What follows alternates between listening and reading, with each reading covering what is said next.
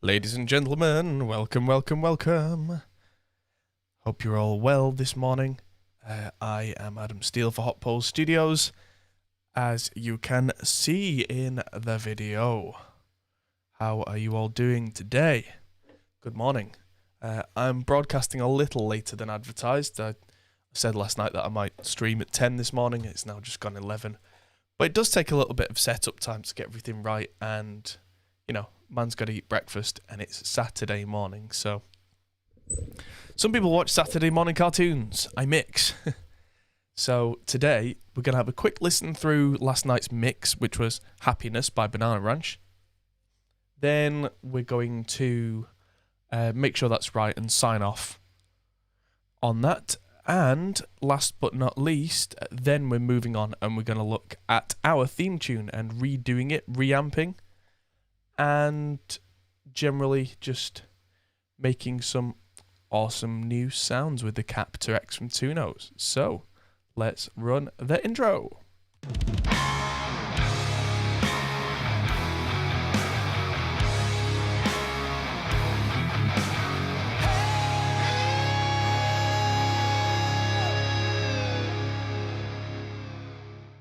So if all is well, that may be one of the last times you hear that theme tune exactly with that particular mix, because we're going to play with that. But first, let's have a listen through last night's song Happiness by Banana Ranch all the way through and see if anything weird stands out, anything needs changing, anything needs tweaking. Let's listen. Here we go, dropping in. Woohoo! Happiness is everything. For some girls it's a diamond ring, but you and me are everything. You're all that I could ever want and more. Oh, happiness, it's everywhere. Open your eyes and you'll find it there. Oh, you and me, we're without concern. I want to tell the world that we have found it. Happiness, we all need happiness. Happiness, we all need happiness. You and me, we're like Mercury. Waiting in stars is our destiny, but happiness is what we'll bring. I want to tell the world that I have found it. You and me, we're like Mercury. Waiting in stars is our destiny, but happiness is what we'll bring. I want to tell the world that I have found it.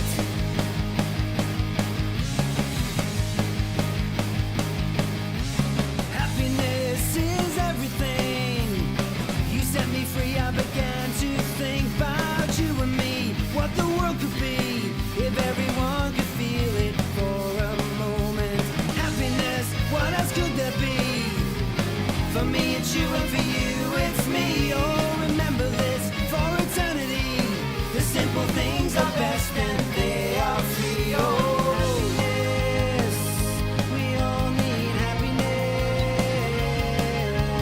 Happiness, we all need happiness. Happiness, we all need happiness. Happiness, we all need happiness. You and me, we're like Mercury. Waiting in stars is our destiny, but happiness is what we'll bring. I want to tell the world that I have found it. You and me, we're like Mercury. Waiting in stars is our destiny, but happiness is what we'll bring. I want to tell the world that I have found it. Happiness,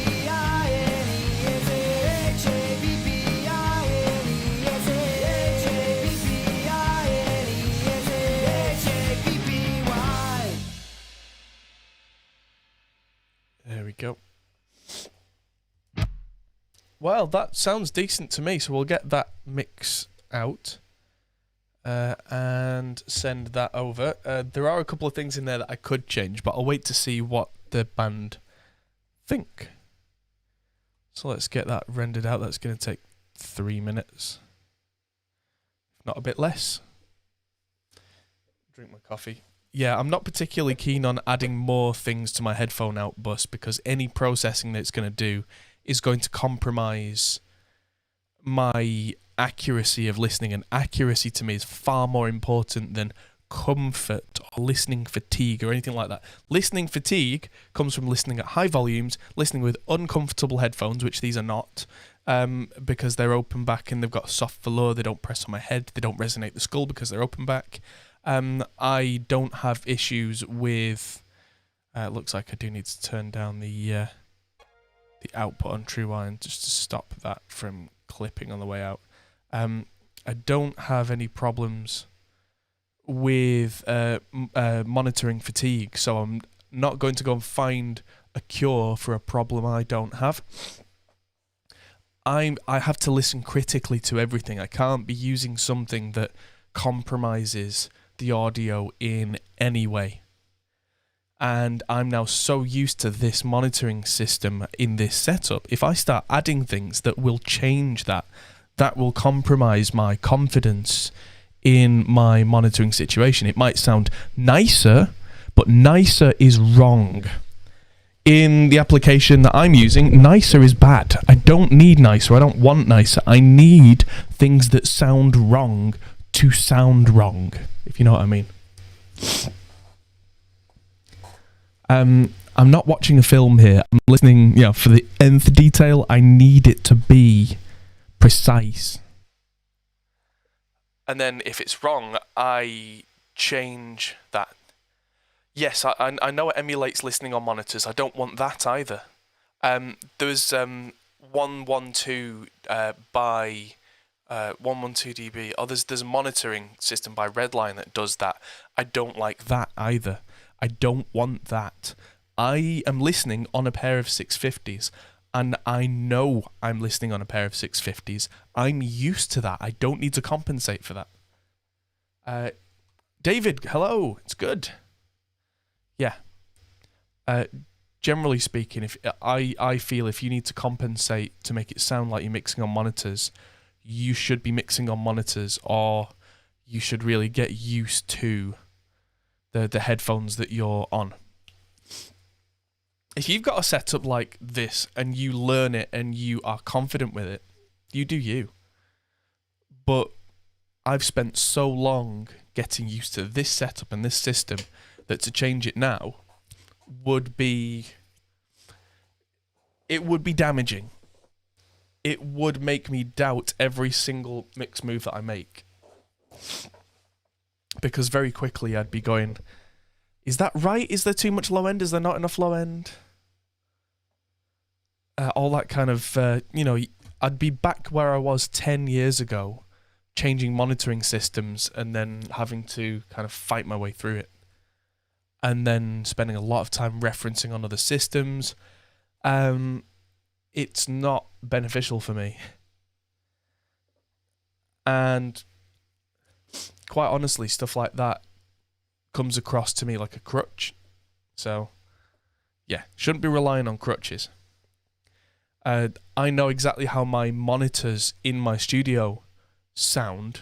I need more light on that side. There we go. And when I go into the studio, I kind of have to switch mentality to using them. But there is no replacement for that.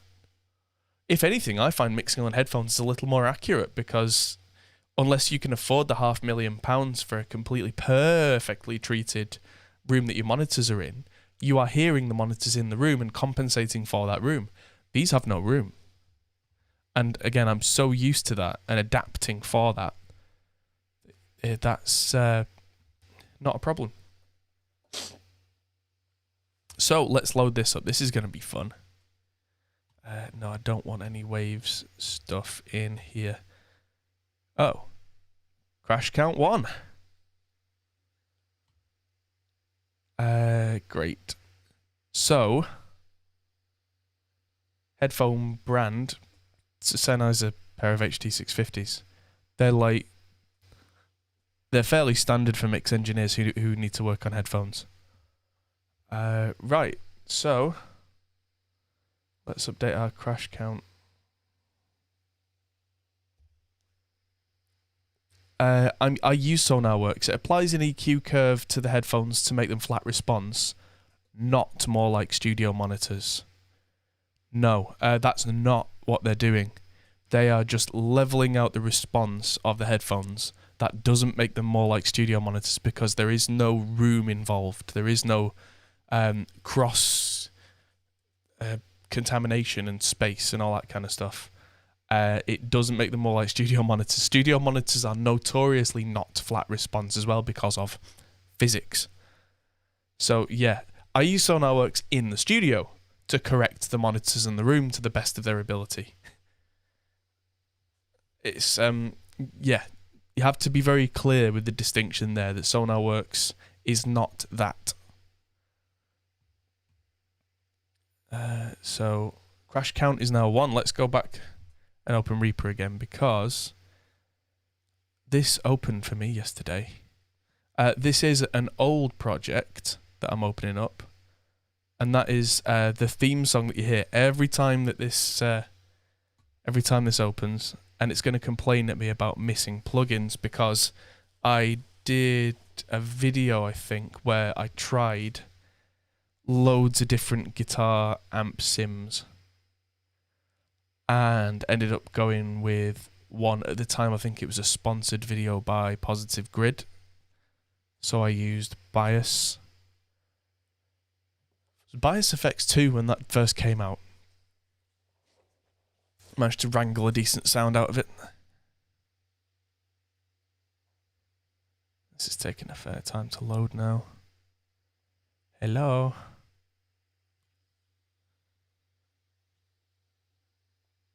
But yeah, with it being an old project with loads and loads of strange plugins in it, I might just have to do this the classic way. Reaper's using a lot of the CPU. It claims to not be responding when it's doing stuff. No, you're absolutely fine. I mean, in principle, yeah, I'm going to have to open this the other way. So that's crash count 2 today. Yeah, in kind of principle, the aim is to make headphones more like studio monitors, but everybody seems to forget studio monitors are far from perfect. There's some kind of mythical like aura that is, you know, it's like it's been built up around. There we go. If I tick the open with effects offline recovery mode, it won't do that to me. It'll literally just open the project, leave that file offline, and it'll complain that all these plugins, we don't have them. So yes, that's fine. Now, computer specs, powerful enough. I'm not going to list all the computer specs this morning. I get asked questions like that many times, but it's powerful enough. That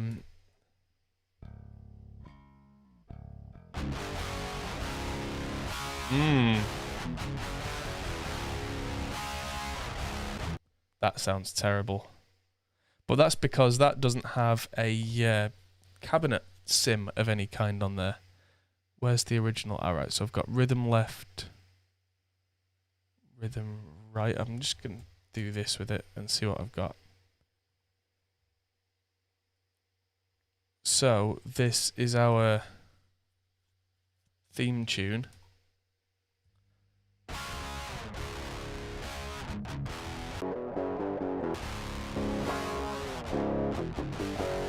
Right, so I've got rhythm left, and where's rhythm right? Okay, so what I'm going to do is delete all of these, apart from the DIs. That will help. There we go. Because what we're going to do today is just play around a bit with the Captor X and see if we can get a really nice mix. So let's see. Because if I get a really good mix on this, it's going to become the new intro theme. That's why I'm doing this today, just to play around with it. The number 12 here, that's that hey vocal. the actual file for it somewhere else. I'm not bothered about that. That is going to be something where I'll just re-record that, because it was actually a hey and then oh blended together to do, so it actually sounded, if you listen really closely, like oh, which is silly. Sinuses are kind of going all crazy on me today, but yeah, there we go. So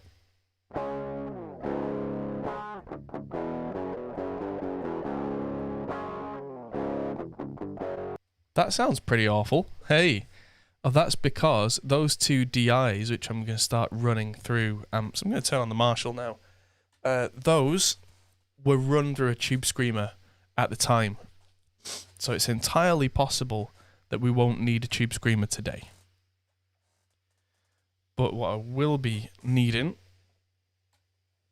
is to turn on the Marshall and get that warmed up, because that will, which is under the desk, give us some real nice tone.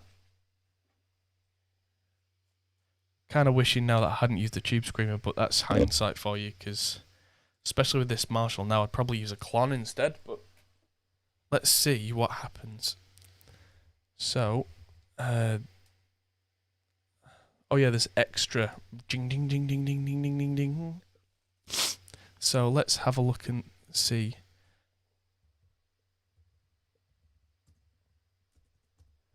I might do something a bit mad. That I'll try and put 5 to start with, and oh blimey, that's a lot of virtual guitar amps we don't need. They can all go, and that one.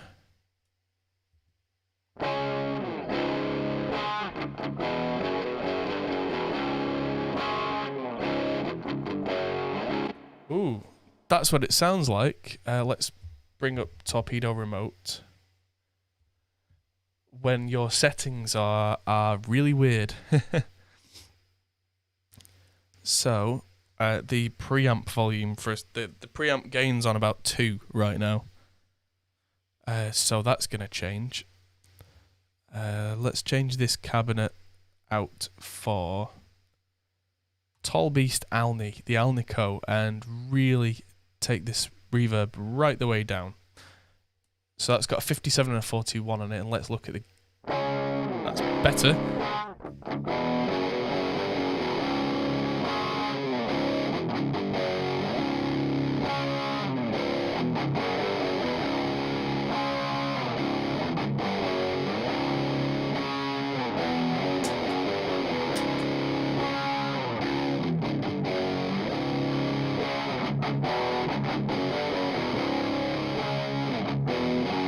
Oh wait, we can still hear the original coming through. I need to turn that off. That's why I can hear a horrible plonk.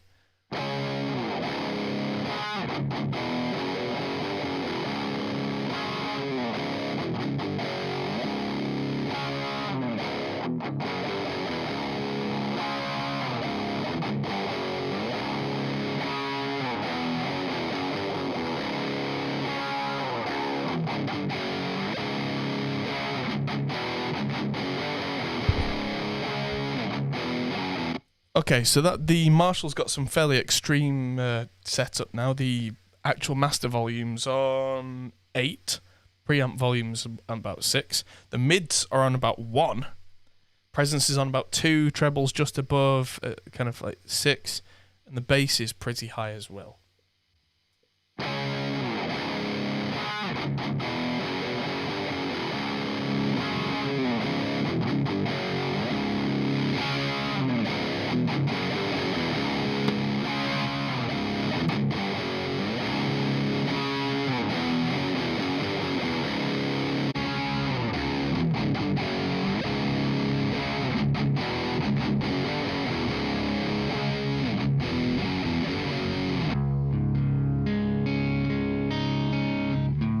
Ooh, that's nice. And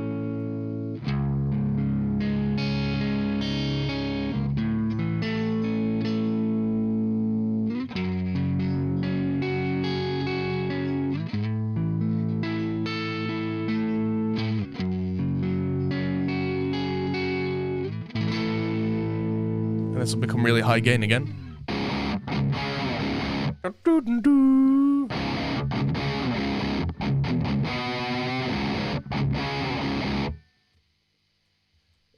I've just noticed, I mean, we're getting there, but this is being resampled on the fly. Everything's supposed to be 48k. I'm going to change everything to 48k, and it's going to cause absolute havoc in the short term. It's definitely going to stop the voice from working for a little minute, so bear with me. Heads up, that's going to happen. Maybe grab a coffee or something while I sort this out, because it's going to cause some trouble. I can also hear a tiny little bit of some interference there, but it's so slight it's probably not an issue. In fact, that noise through a JCM 800 with the master near 10, with the noise being at like minus 50 dB, that's actually quite reasonable. So yeah, let's change this to 48k and watch everything go wrong.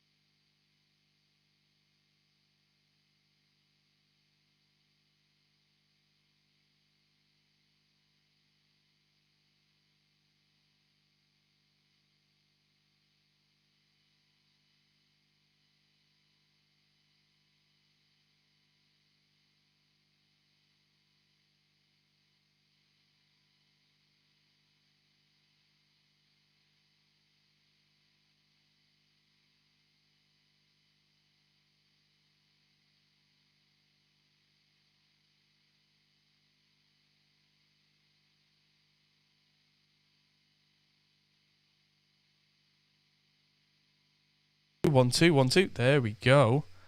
And that's brought us back, ladies and gentlemen. We have a lift off. I'm just going to change some more of these to be 48k, because if you change enough of them, it stops panicking and trying to change the sample rate back every 3 seconds, because it's really kind of stupid like that. Some interfaces are better with that than others. The Arturia is not amazing, but that works, and we're now in 48k. And we basically changed the entire sample rate live on stream, which is pretty impressive. Because now...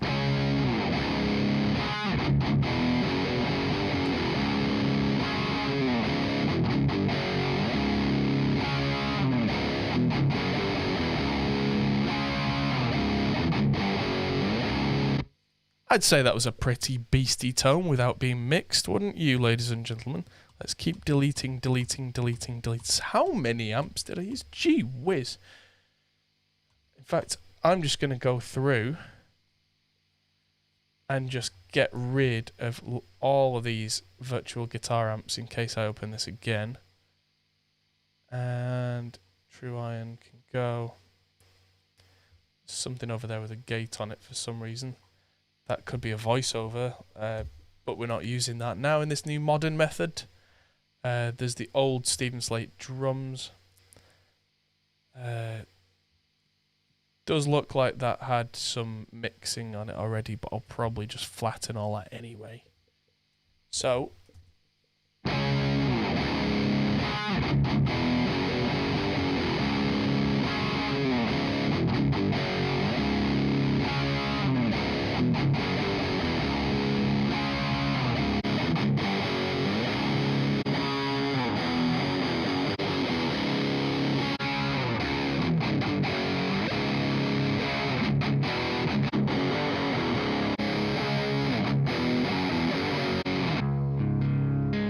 Okay, what's everyone think of this tone?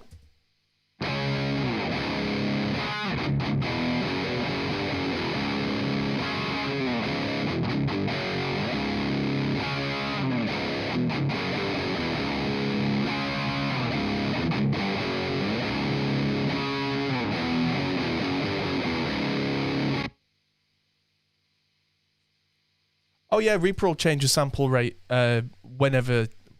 It's not locked like something like Pro Tools is. You can change sample rate on the fly in Reaper, and it will just resample any audio parts that are not in your current sample rate. It will just resample them on the fly. It doesn't make any new files or anything like that. So you can record and you can track and you can mix in completely different sample rates. You shouldn't, but you can.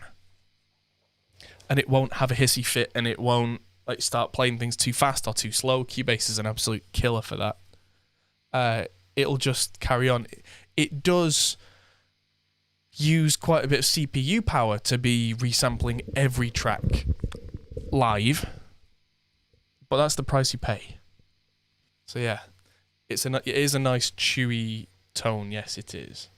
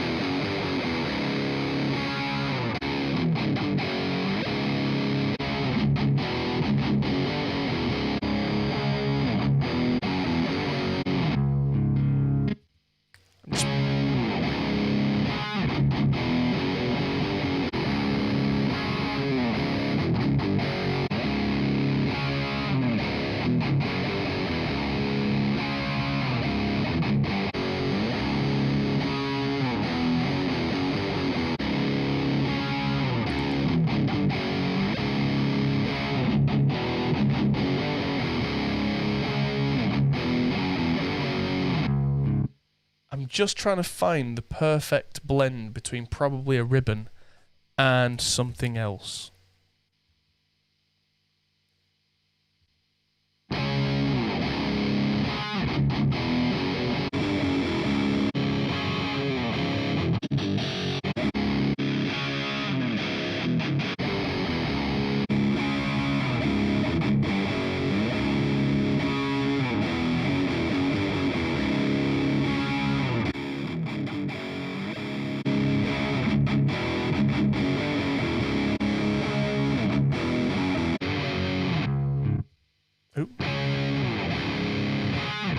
Just gonna loop around this little bit. There we go.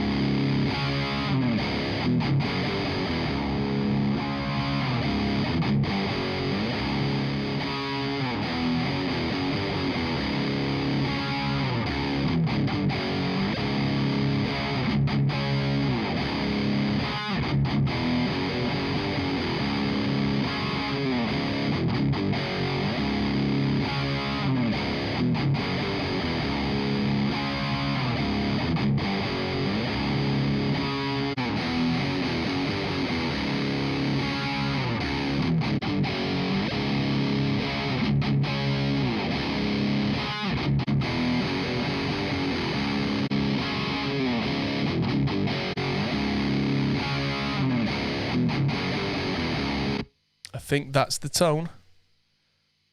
It is exactly what I would normally use. A ribbon right in the middle, and I'll move 57 out a bit.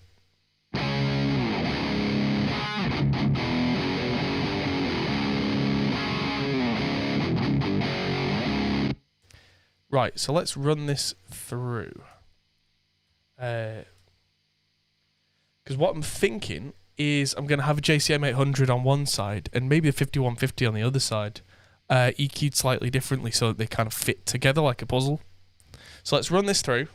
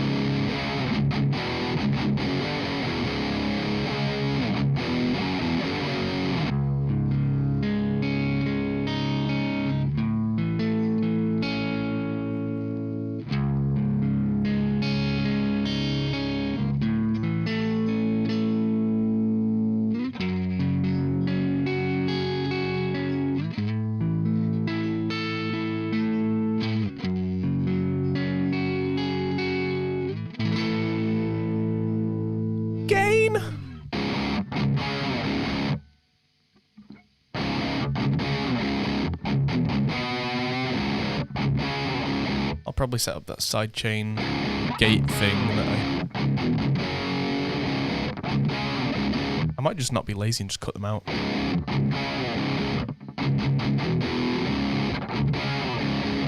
Chewy.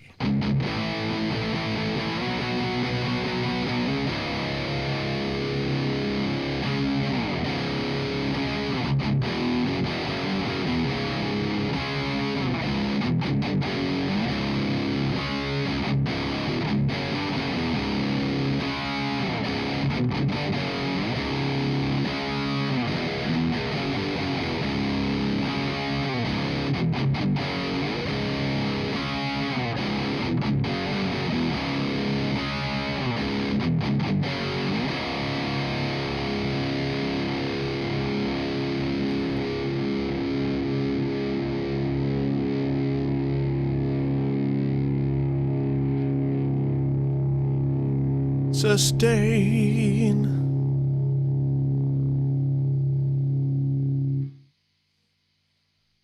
And good morning to the Bommel.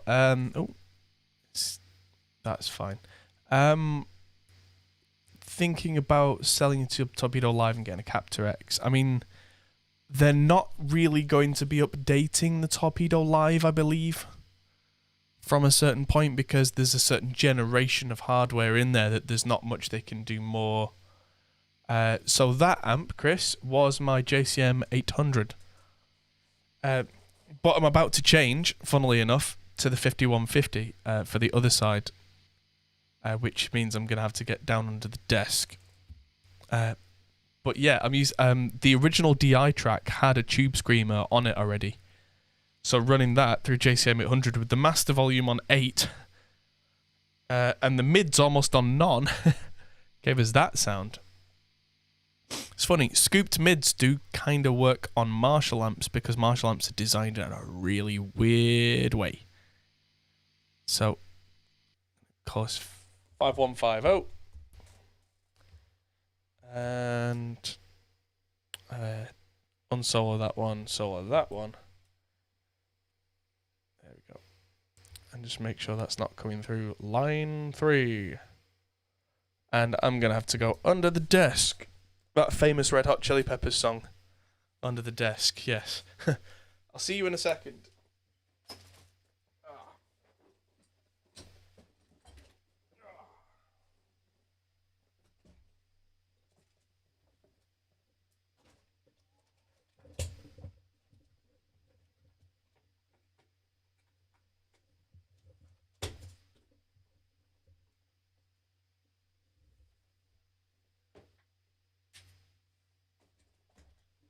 Alright, there we go. So that 5150 is warming up. Let's see how we do. I'm just going to take the tube screamer out of the loop because right now tube screamer is already on it.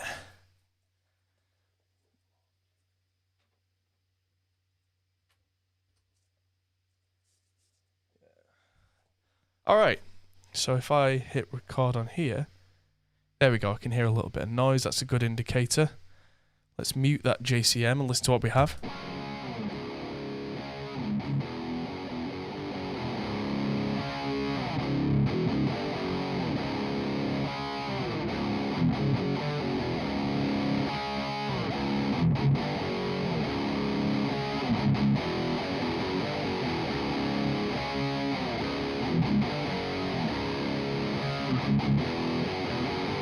There we go. So this is going to need a little bit of a different EQ setting, I think. So on the amp now, I've set the input gain just below 3, and the output volume is just below 3, which I might push a bit, actually. Back a bit.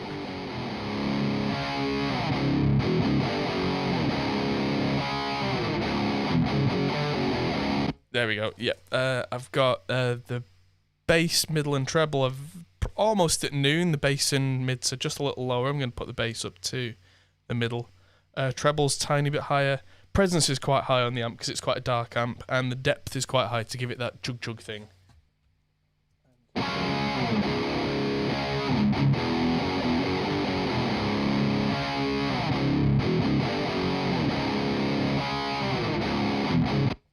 do you mean that's been disconnected?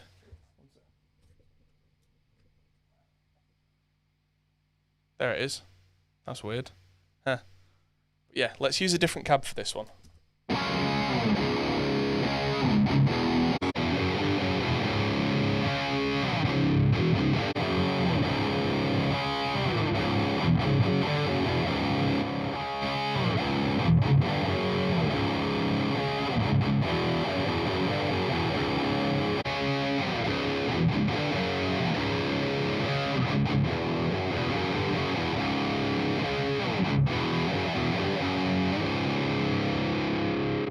Let's see how this sounds panned with the other one on. See if we've got a balance.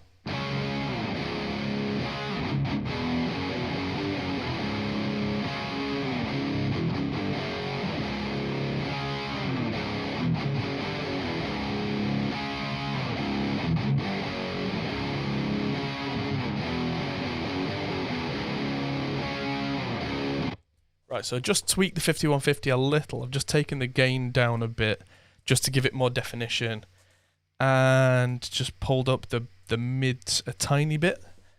But to a point, 5150 is what it is. But I like having different tones on different sides of the mix. It just, for me, gives it more of a 3D kind of feel. So I think this is going to work quite nicely. And I was playing with the enhancer here, the thickness and the brilliance. So let's see how this goes. We're not using the twin tracker on this because we've actually got twin tracks. So let's do this.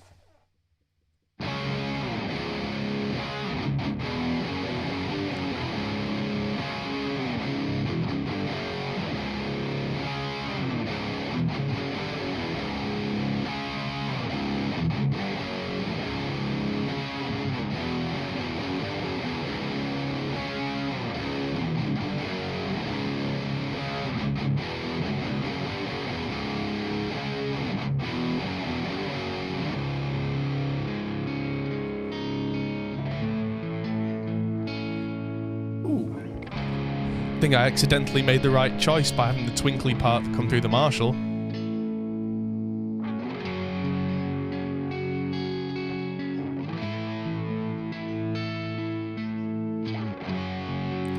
If I change the tubes from EL34s to 6L6s or KT88s in a JCM 800, it will explode.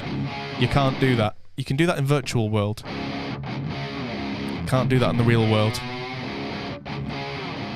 That would have far too much plate voltage and the transformer would blow.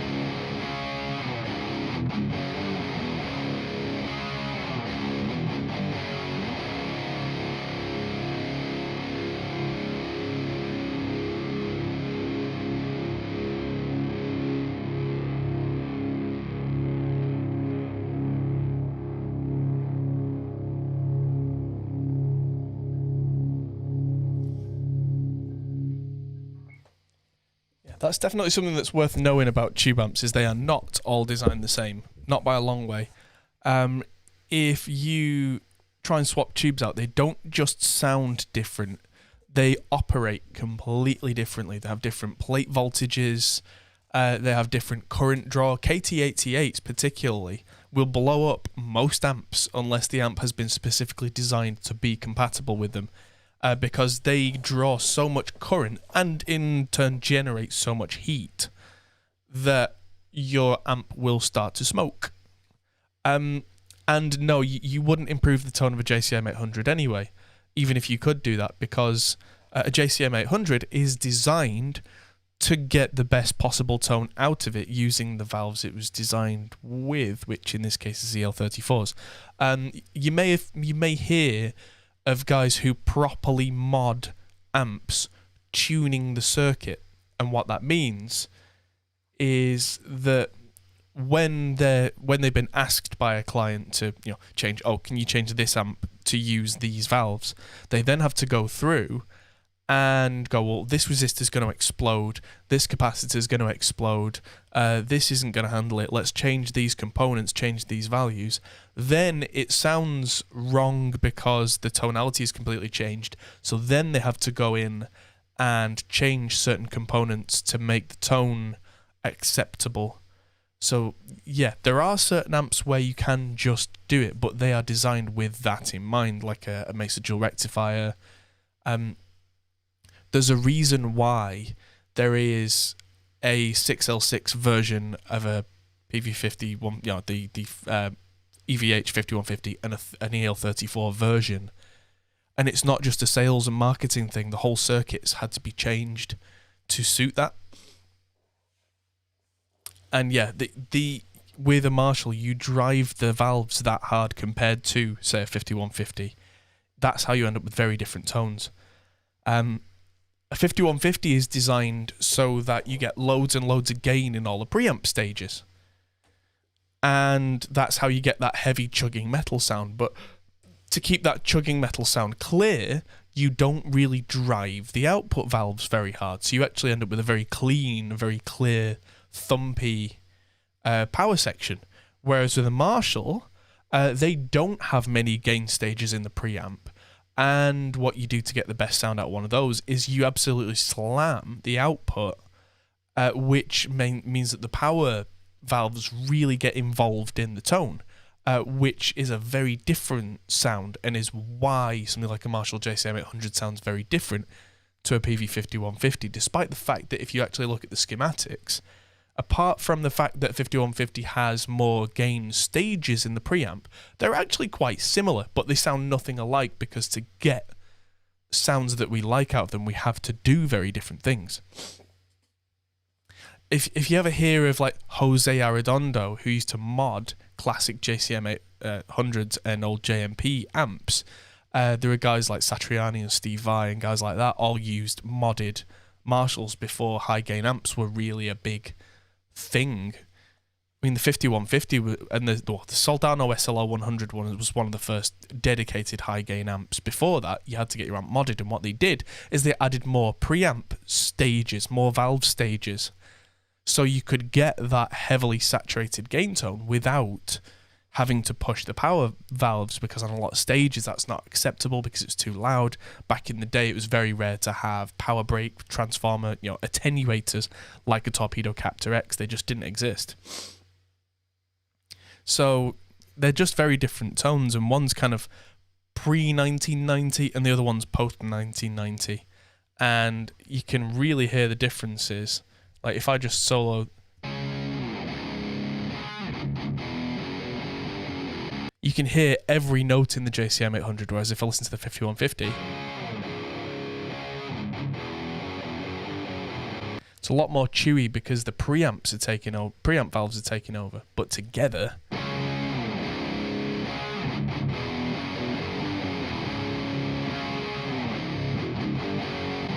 plus because of the way that they react so differently, you can see that like, the waveform here on the Marshall looks louder because there's a lot more thump, thump, thump, thump, thump coming from the power amp saturating.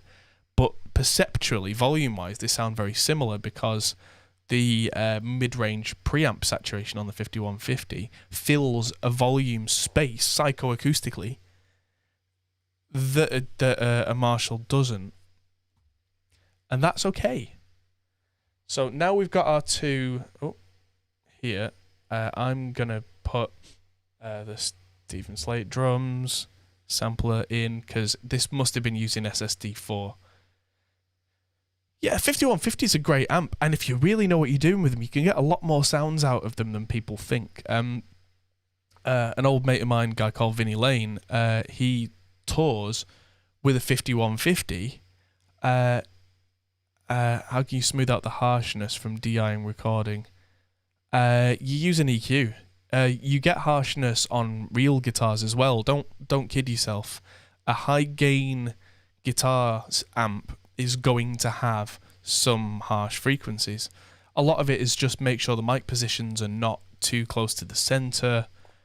With a lot of it is to do with using a real amp and real some sort of complex setup. Let's find a kit to do this with. SSD. Let's try a CLA Rock kit and see how far that gets us.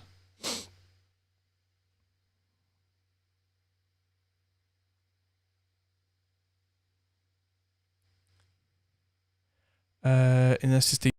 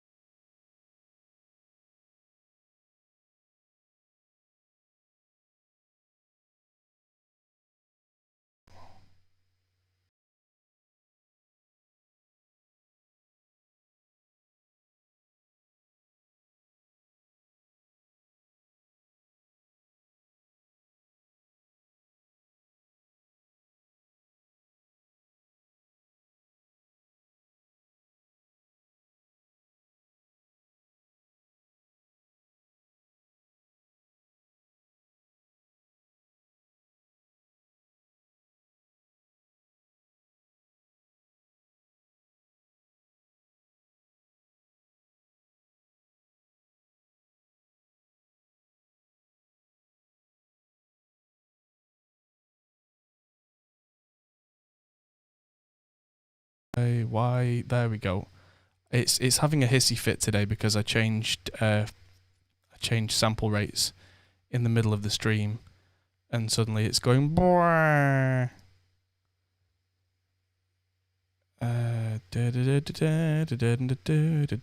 yeah, if it drops out at any point during the stream today, believe me, I know.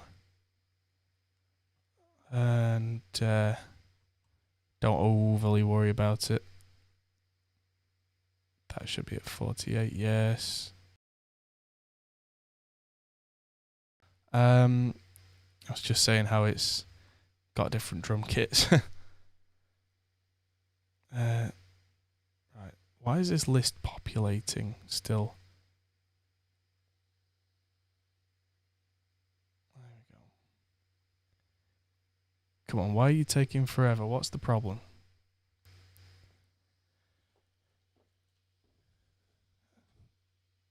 This is where it's oh, there we go. This is where the interfaces like RME interfaces have a bit of an advantage, because they're not really tied to one sample rate like this. They just kind of carry on regardless. So I'm just going through and just checking everything's at 48k, because it just decided then randomly in the middle of the stream it was going to change something to 44.1, which was going to just knock out the entire system. It's like, well, you could have just, oh, that might be it, voice meter, yes. And that one, yes. Hopefully that will sort it, because Windows isn't supposed to make any sound on this computer, so that might have been it. So I'll try the CLA Rock kit. Someone was asking about, can you have 5 toms? Well, there's 1, 2, 3, 4, 5. And no, you can't have 2 kicks, but generally speaking in metal, you probably don't want 2 kicks anyway. But what you do have on a lot of the kicks is you've got kick and kick double articulation, which is for where the kick, the second pedal's slightly off, so you can do that with it. Running a G7 in the effects loop? No, I don't do that just to try and get rid of the harshness in the tone, because that will suck a load of problems. That will cause phase issues. You can do it live if you really have to, but if you really have to, maybe re-examine your tone stack to begin with.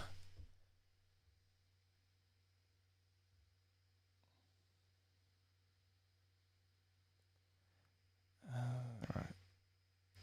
So let's see what this does.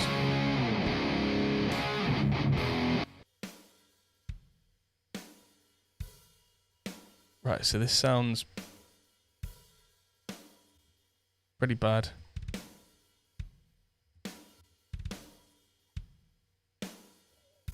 Let's just glue these together, because why are they all separate items at this point?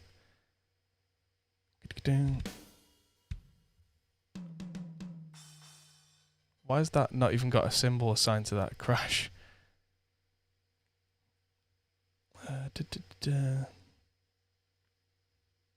Or maybe there's just not.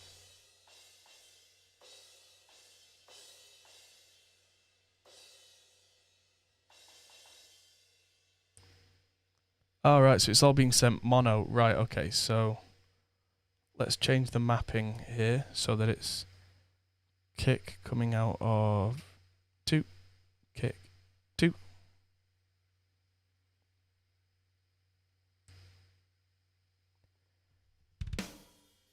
There you go, so we're getting there now. Snare top changes all out 2. God, it's tedious having to do this. This is definitely something that Toontrack have always had a better handle on. Is that you can click one button that's multi-channel and it saves you a lot of time. Racktom 1. Am I even using that? So that's 7 and 8, so that's the output 4. Let's use output 4 for all them.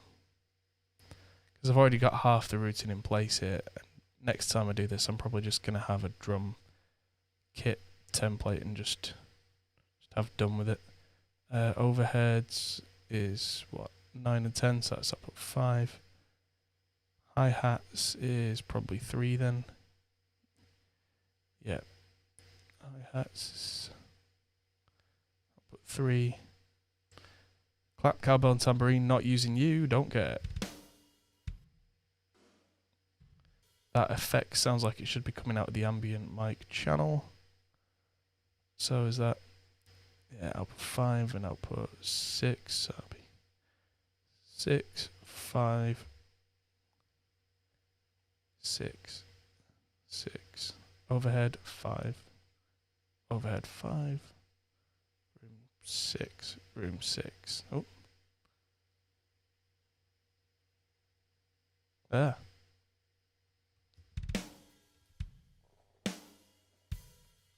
There we go. That's a nice, unflattering drum tone. Love it.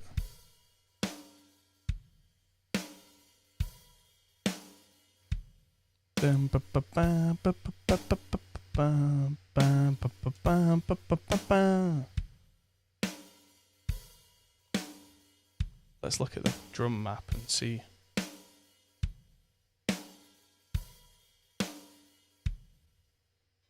Why is that a splash choke? Let's go with crash right edge and move that over. I mean, this isn't exactly the most complicated drum beat in the world.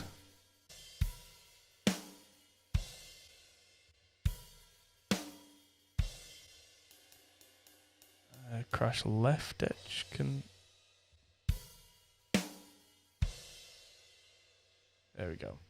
Yeah, it's not as if I'm trying to make some sort of like prog rock thing here.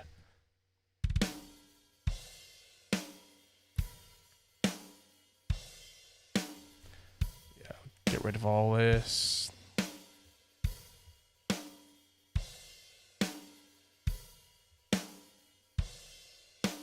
Turn back on. Oh, hit save. Turn on all my Verb Suite classics.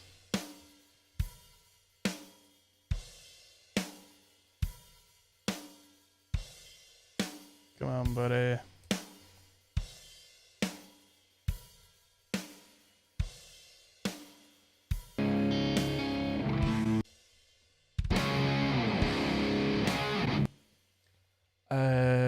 Do I find SSD5 sounds better than Easy Drummer? I just like it more. So it's just different. There's nothing wrong with either. Easy Drummer's got a lot less control. And for somebody like me, control is important.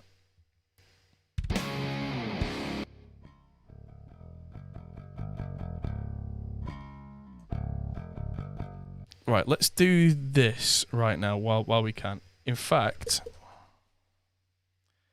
let's run the bass just for a laugh through the 5150. And because if I run the bass through there we go, run the bass through a 5150, then we can get some real kind of distortion to blend in with a cleaner amp. Let's see what happens. Gee whiz.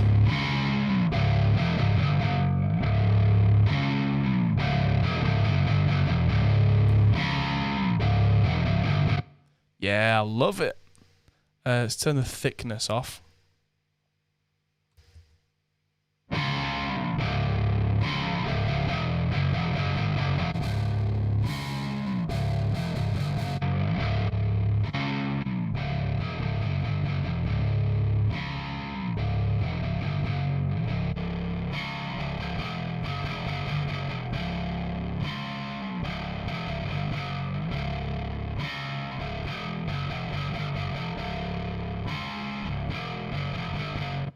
Yeah, that's an absolute monster. Now, can we hear the original as well?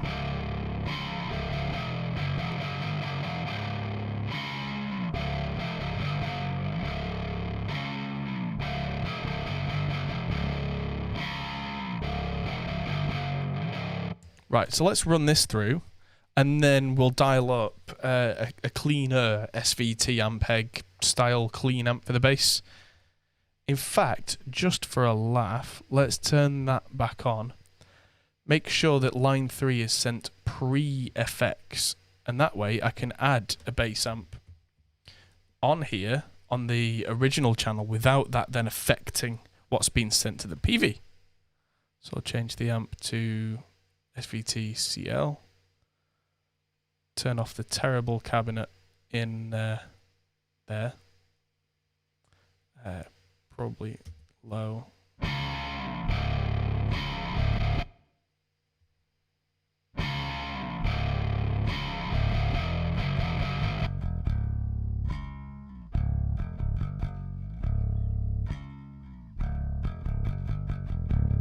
That's sounding pretty good already. Let's get a cab on it though, just to really kind of seal the deal. Bass 8x10 Brit Fridge T. There it is.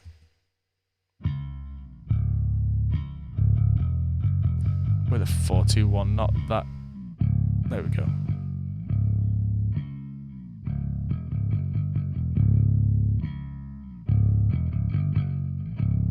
Yeah, I don't tend to use amplitude much, but the SVX Classic is actually really quite good as a solid foundation tone. I just like what it does with the kind of rounding out the low end on a bass, but what I tend to do is then double that with something that's got much more, either for a clean amp attack or for distortion, this. And so this, let's mix that with this.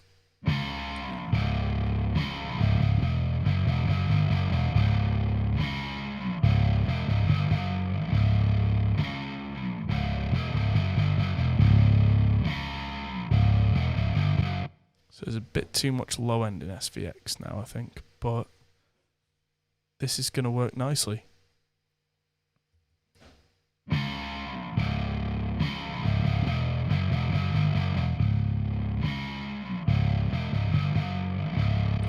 Do a little bit of light EQing on the 5150 side. I'm going to use the re-EQ here.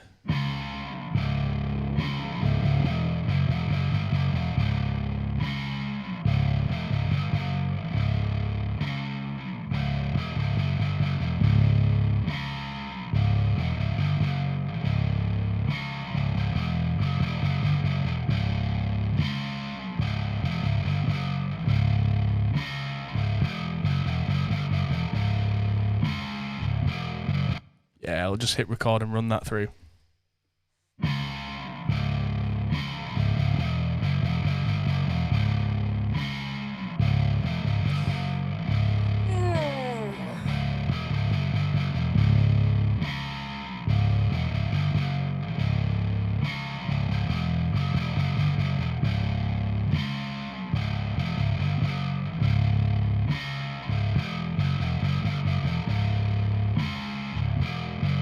The poor Captor X, the fan's definitely spun up now.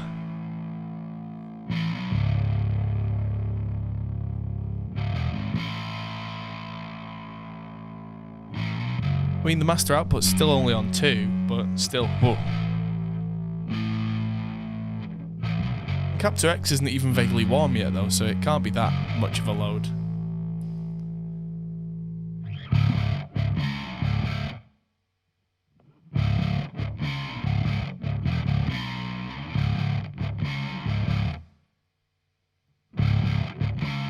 Let's hear this under the guitars and see if they fit perfectly.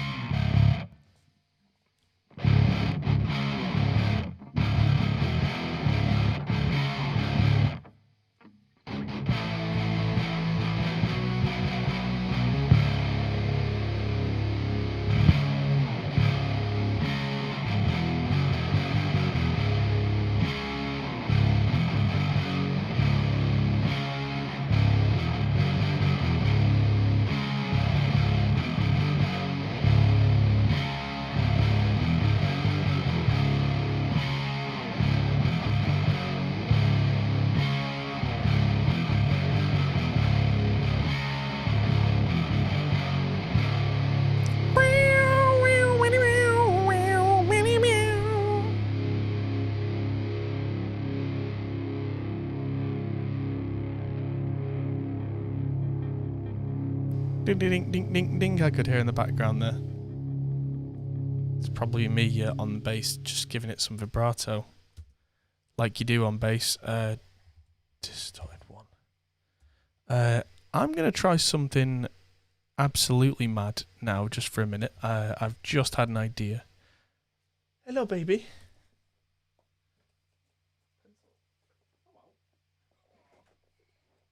Hello.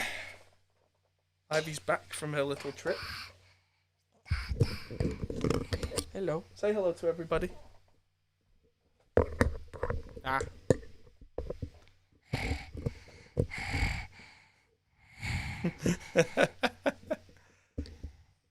Bubba. Microphone. Hello.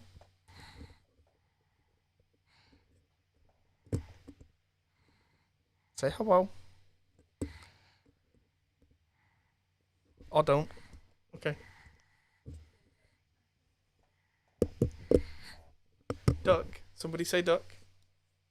She's far more interested in ducks at this age. There you go. Oh, getting heavy. Oh, no, you just went the other way. I'm working. Go on, baby. Right. So, as I was saying, I've got a mad idea. So I'm going to duplicate this and just mute that and see what happens if I use the twin tracker on the on this distortion channel. Just see how mental this sounds. So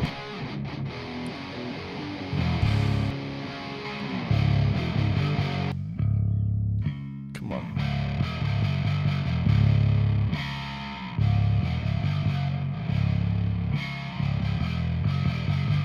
Oh, I like it.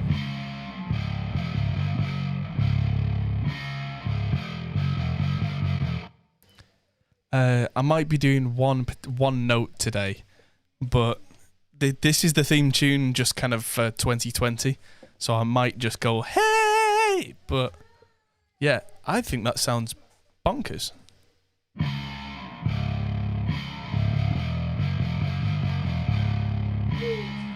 Hello.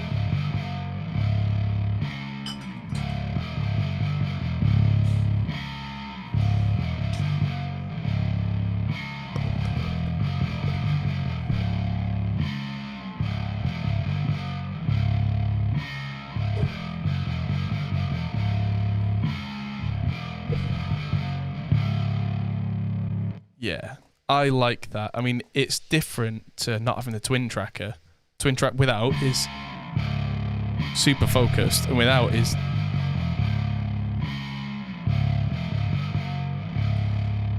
battles with the Gazorpazorps. Battles with the Gazorpazorps! Damn those gazopazops. This might need a bit more of this brilliance control, because it is brilliant. Ooh, too much.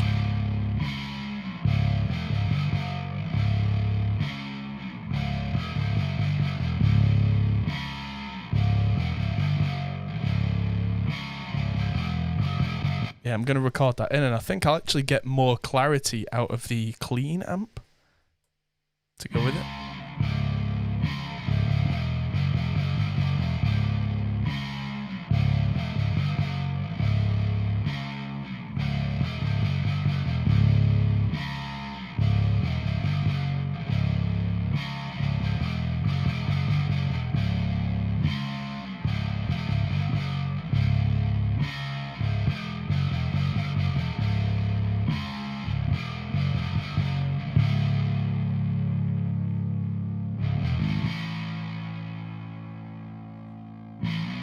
Let's hear this in context.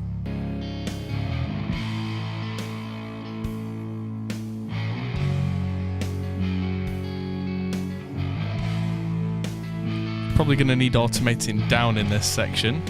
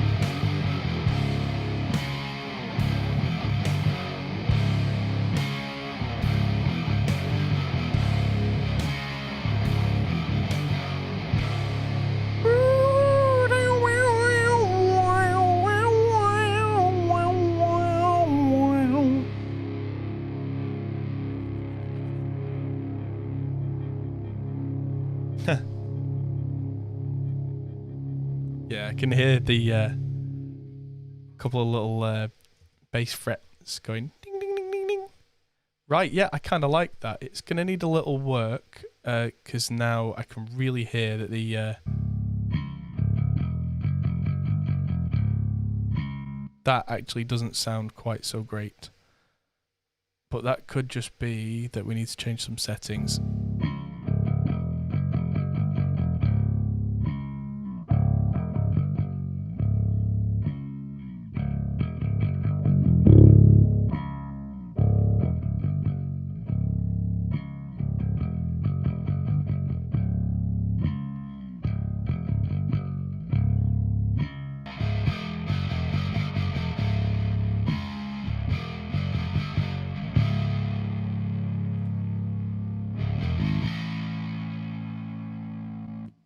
Okay. Let's just use FG stress on the Ampeg right there, just because I remember really whacking the bass when I was playing it, and you can hear it coming through the amp. So let's use a distressor. Where are ye? FG stress, FG stress, FG stress.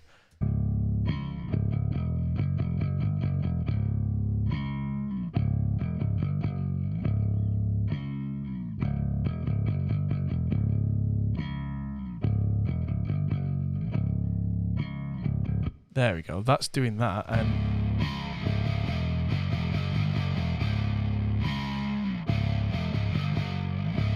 bring that onto a tape machine, why don't you?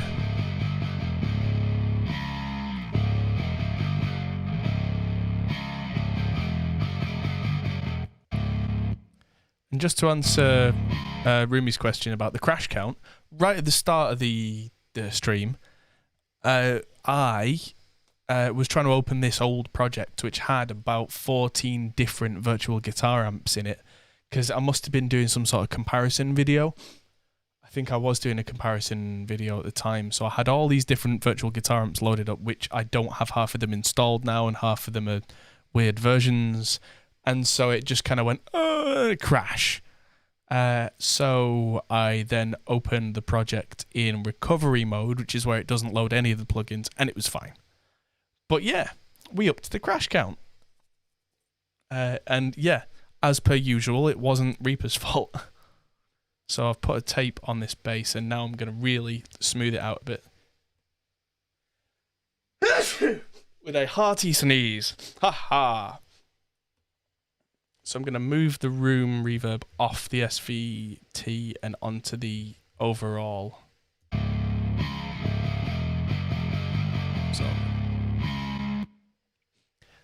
this could probably do with a bit of saturation from New York.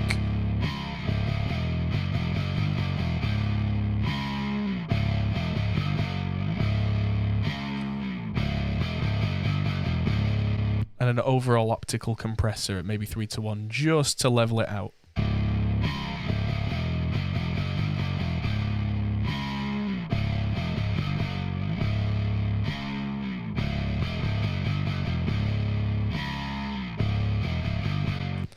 Probably, thinking about the mix, want to just dip down that low mid SVT gong gong gong gong thing.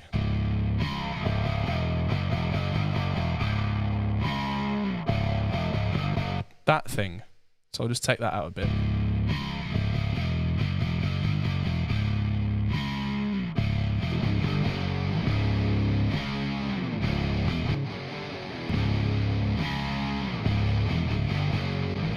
Probably don't need to push the top on that.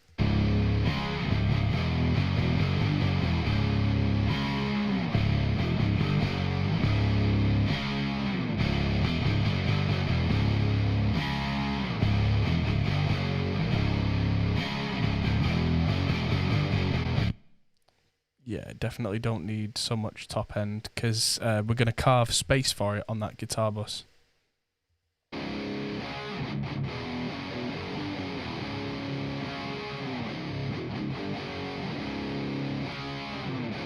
So that's the next thing we're going to do. Now we've got some nice stuff going on. I'm going to get a low cut in there. I like the Butterworth low cut because it just does a different thing when you make it sharp. That's a normal low cut with kind of a big dip there. I like the Butterworth because it's linear up until a point, and I just kind of like that.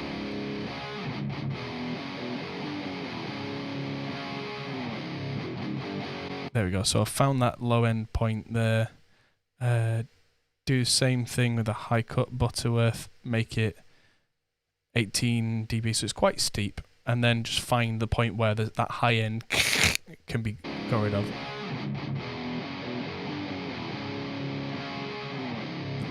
So this is without. There we go.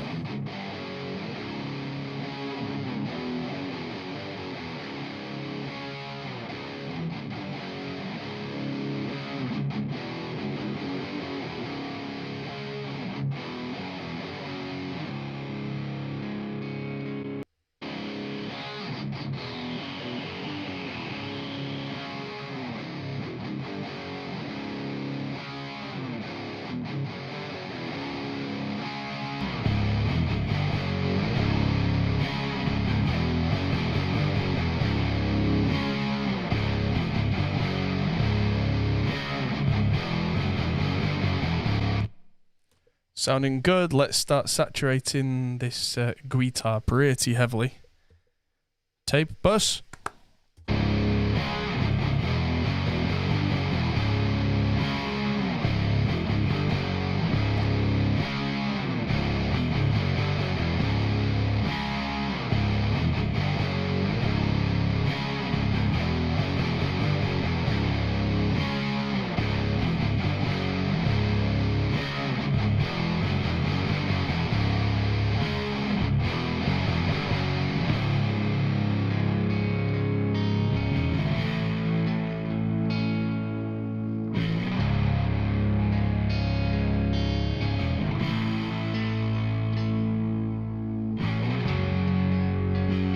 I am just going to push the mids, I think, on this knee EQ, just a little on the guitar.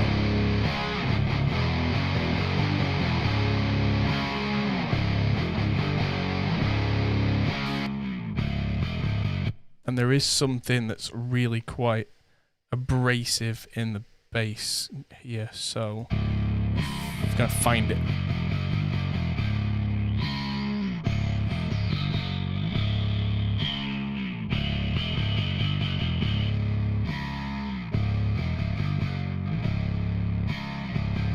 There we go. So yeah, I do want some of this ultra high end in the bass to give it an air and a clarity, but I don't. That's on the distorted only.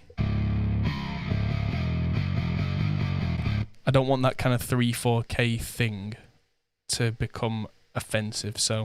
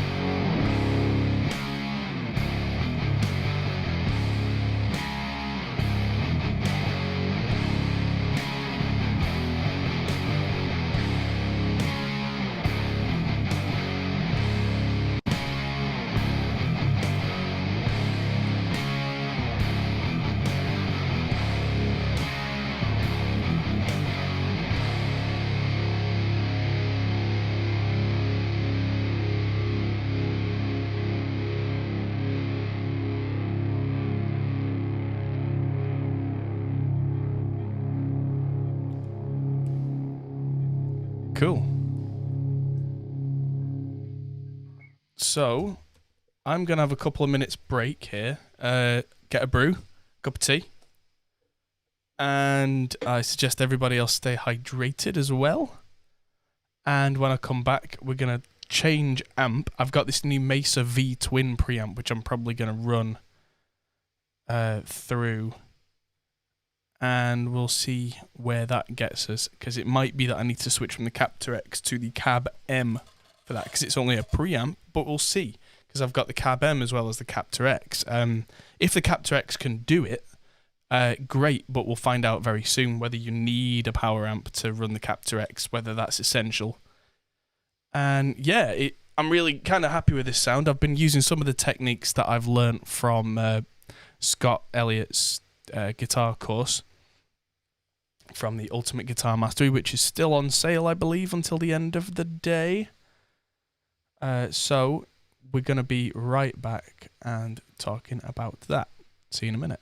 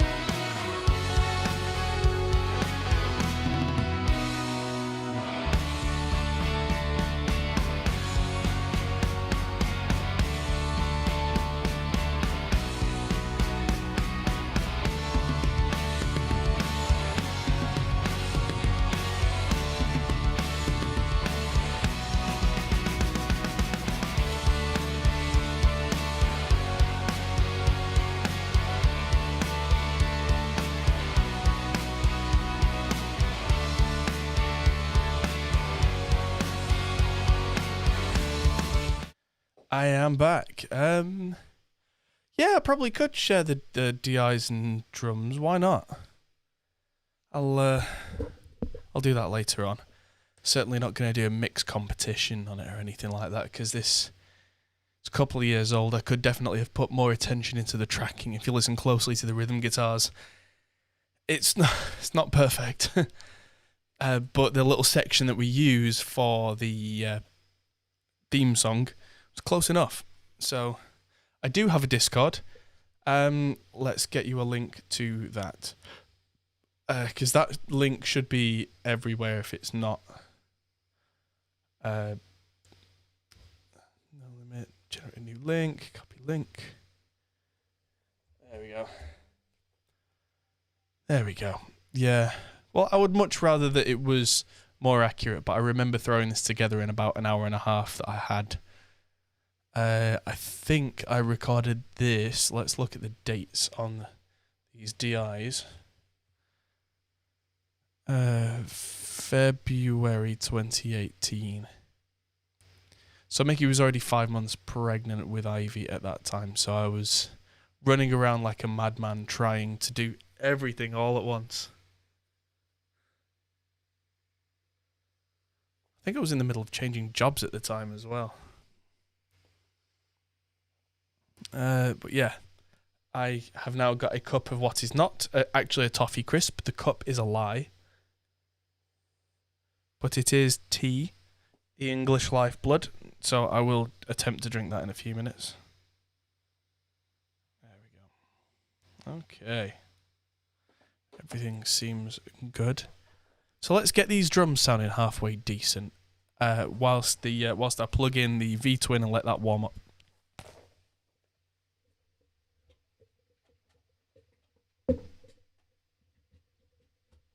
There we go. So the Mesa V-Twin, where's the other end of the power cord? Uses 12 volts AC. It's completely alternating current and is an absolute monster. Turn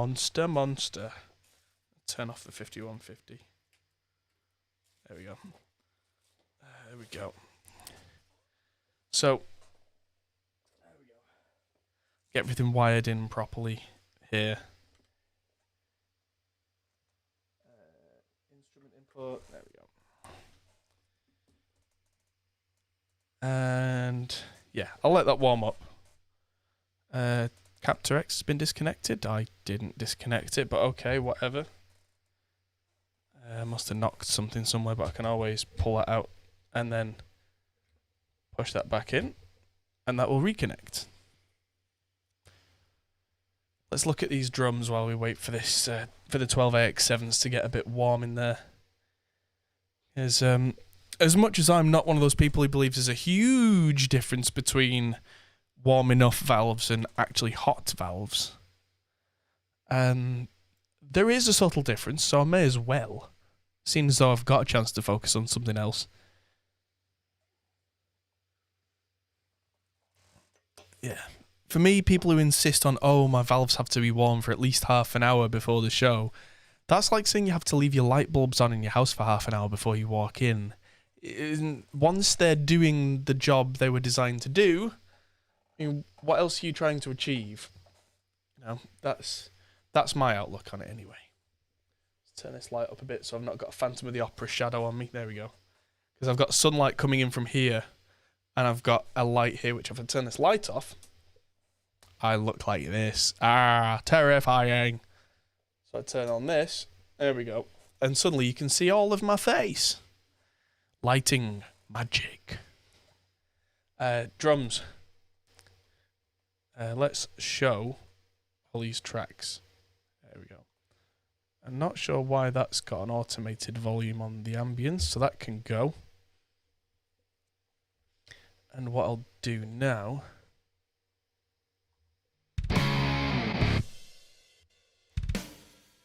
I've not even used True Iron on my master bus yet. What's wrong with me?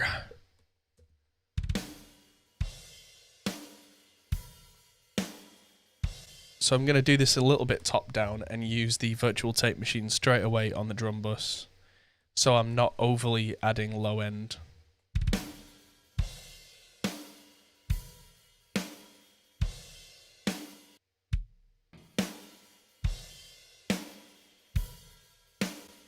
And another true iron on the drum bus because it does a thing separately that I just really like.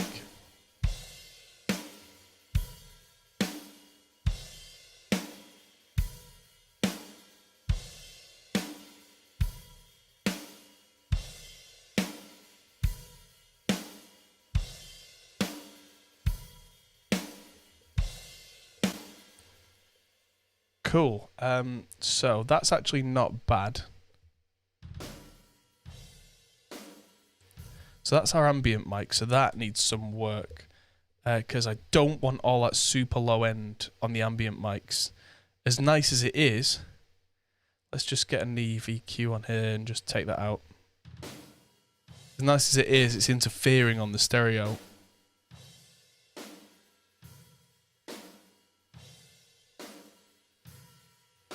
Just push the mids a bit on it. Let's try that in context.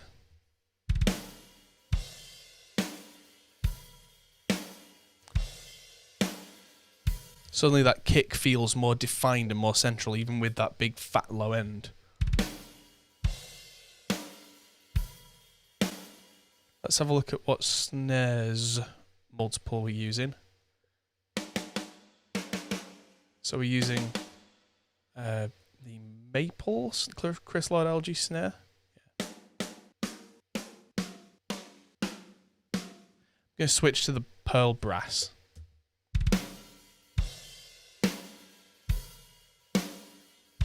And we've got the Dong in there as well, which is this ridiculous Chris Lord LG snare that he probably uses on everything.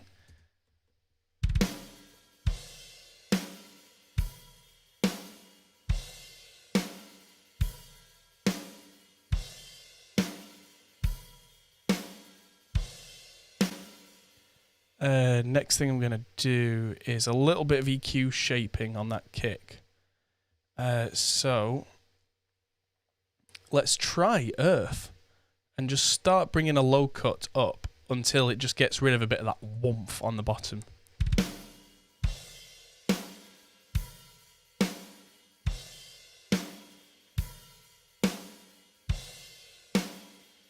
That'll do it. 46 hertz, and suddenly that woomph on the low end is gone. And that was only a gentle 6 dB cut. Let's make it 12. Yeah.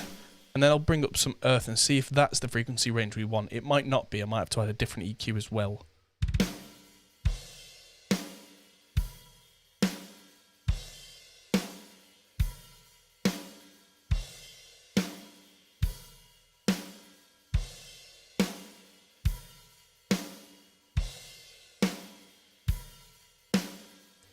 It's not bad, I don't need that much, but it looks like it's Neve time.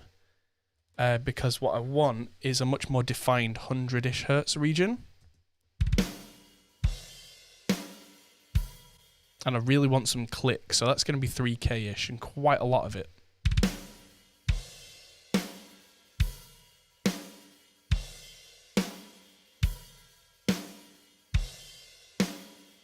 Funny thing, and I've said before about these Neve EQs, is if you add a little bit, it's nice and broad, but the more and more you add it, it's more and more specific.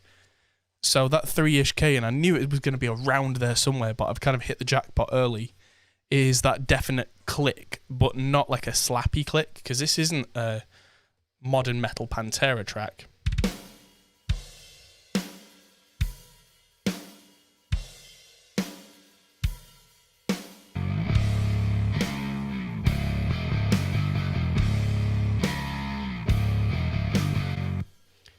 Right, so I want the snare to hit harder. And that's going to take a few things. One of which is going to be using FG stress as attack and release to really bring a click out on it.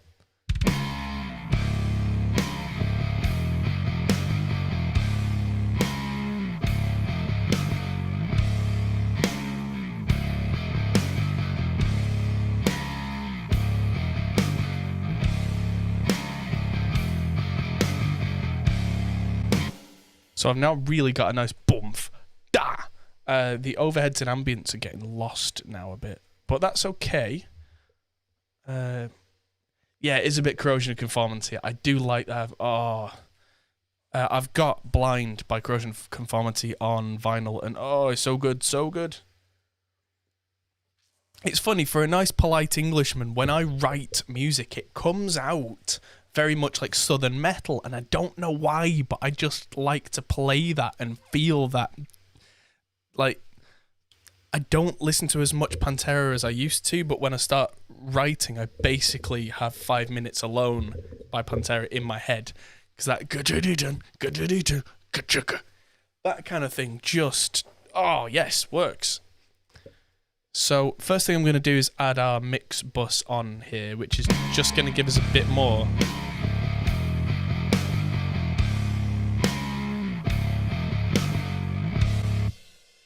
And then I'm going to do something crazy and add the monster on the drum bus.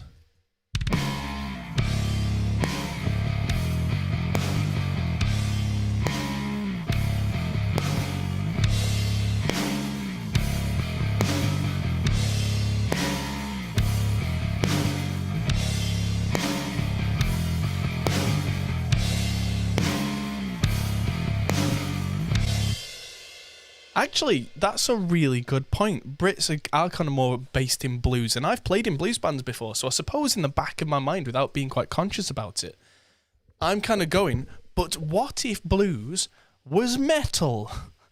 And it ends up with that kind of Southern American metal thing.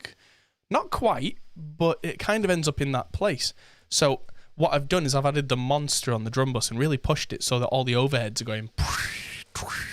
You hear this?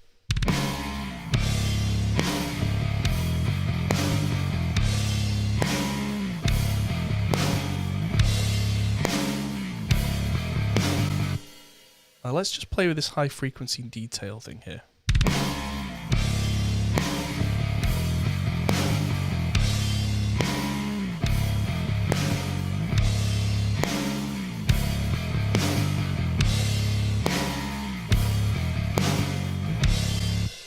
Cool. Now that sounds absolutely ridiculous, but what I can do is turn the mix on it back down to 0 and then just pull a bit in until the overheads and everything just sits around those close mics.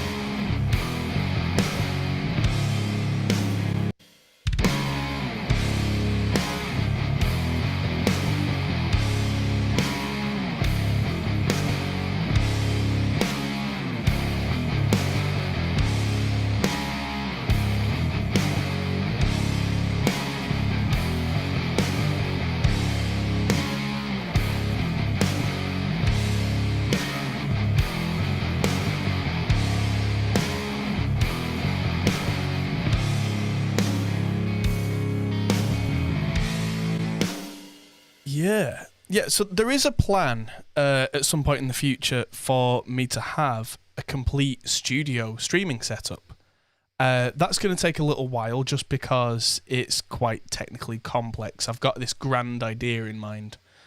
And of course, we're technically on lockdown as well, so I'm still doing as much from home as I possibly can.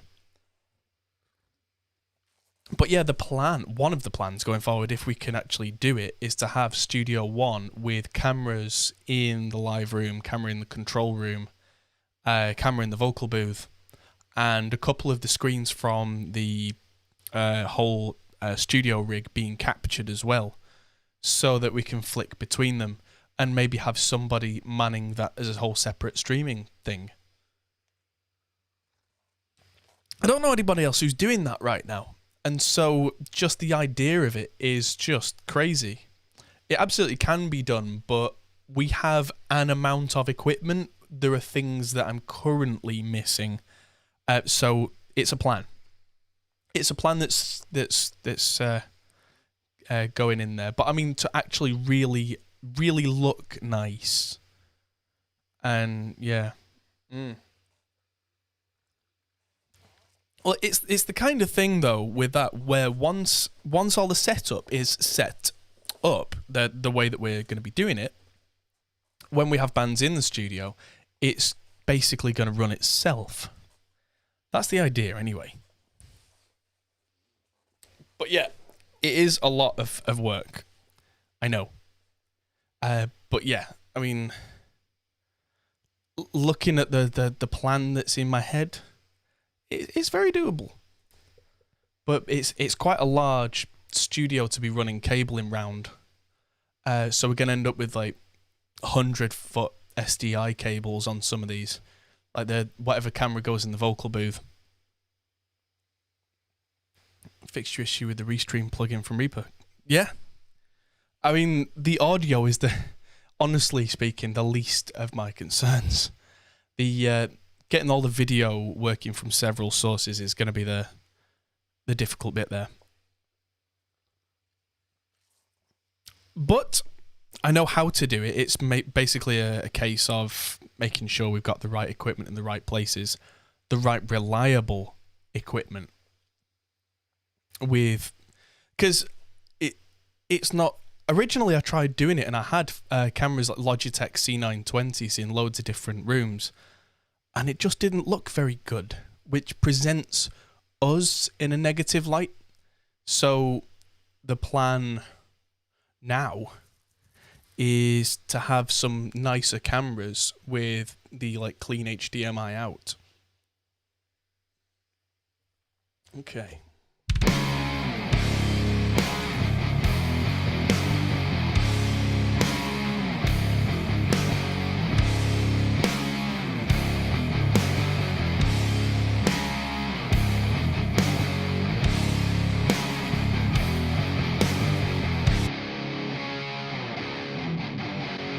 Not bad. There's something kind of honking away here.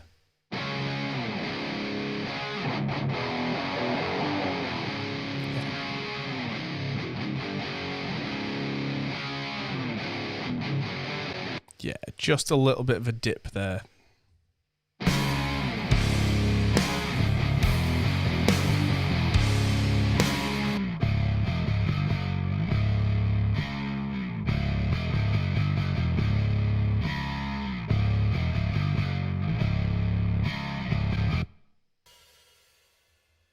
How do you know when to step away from the mixing portion of a project? You have to be fairly methodical. Like, I got some good guitar tones there, then I got a bass tone I was relatively happy with. Now I've worked through the drums for a tone that I'm relatively happy with. Now I have to see how they all fit together and make sure they fit together. Then I'll move on to the next element, make sure they fit together, and then keep going until everything fits together. Even if it's not perfect, don't let myself get too deep in, as long as everything fits like a puzzle. Then I go back, listen through, check for weird bits, then go back and start automating sections to be louder or quieter if they need to be a feature or if they're a little too loud in a section. Then I turn the volume down, play it back through, listen and just go, does it sound good? Yes, okay, print, move on. Because if you don't, you'll go insane. And what you can do then is leave it a while, walk away, and go do something else. Come back and listen to it later.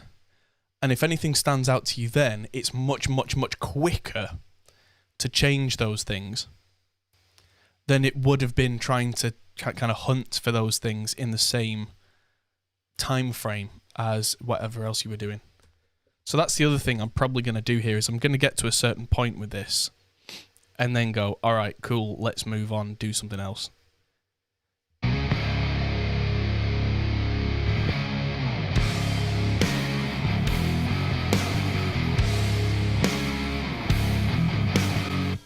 Like there's the next thing that I want to do here is I've got a snare sample that's this massive wide room thing. And so I'm just going to send some MIDI out. No MIDI. Sorry, no audio, just MIDI to a snare sample track and have Samplomatic 5000. This is just a room on a snare that just goes in a really big wide stereo thing, which is very kind of fake in a way, but does a thing in the sides of the mix that just fills it out for me and helps the ear pick a snare out even when the mix gets really dense. So, let's see if I can find it. There it is, snare fat and wide. Yeah, that thing.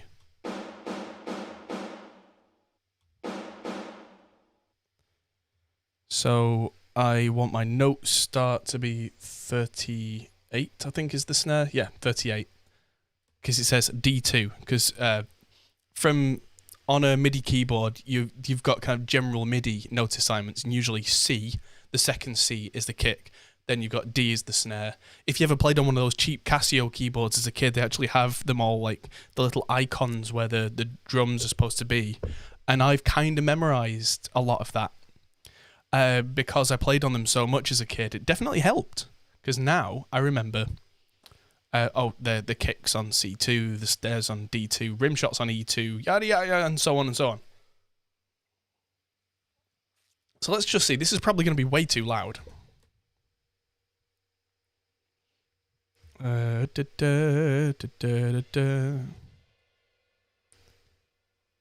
there no drum on this section? Ah. Yeah, there it is. So without, it's good. With, it's a bit loud. But it just gives the snare a stereo-ness without really taking away from the rest of the kit.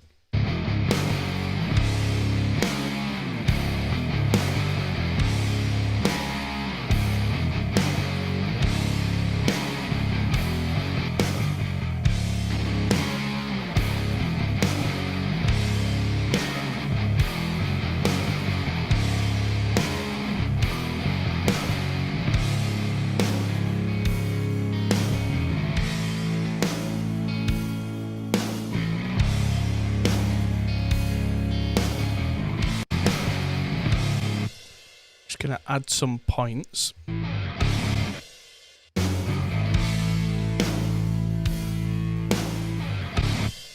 There we go, just to bring that grindingness down on the bass in this section.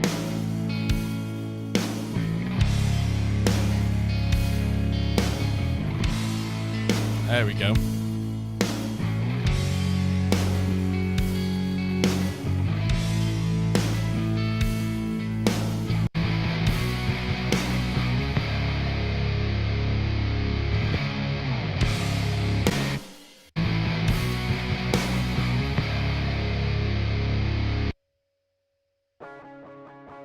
Right, so I've got two guitars here, which you are actually on the theme tune, but you can't really make them out. It sounds like it's more stuff that's on, what's the word?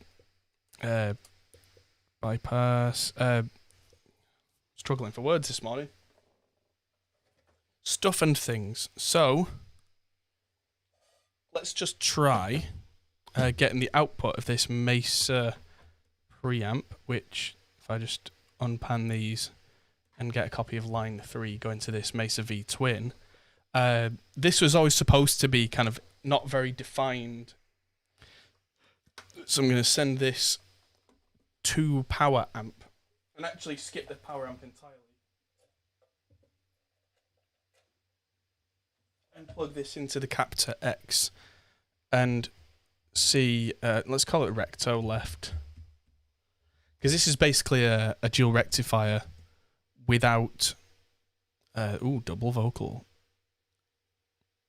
It's a dual rectifier without the power section.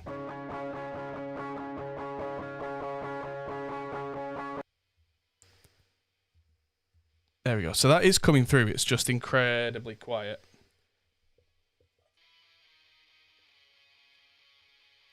Yeah, that's not working. Because that's on low sensitivity mode or high sensitivity mode of the Captor. Yeah, that's not happening. I've got an idea. I've got an idea. He's got an idea. Do you want to hear my idea? Oh God, I've been watching too many kids programs. Oh wow. So I've got these lovely power amps. So I'm gonna make use of one. I'm gonna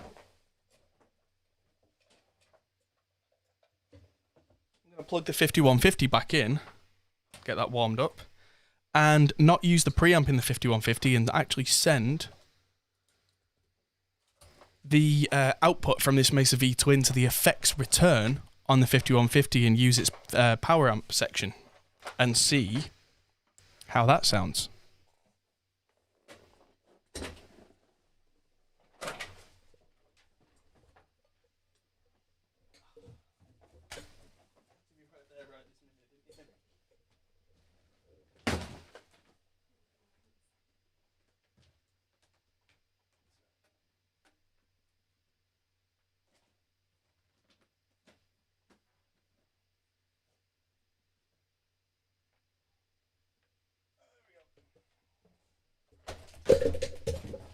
Right.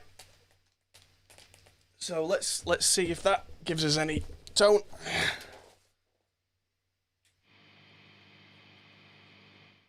Oh, this is gonna do it.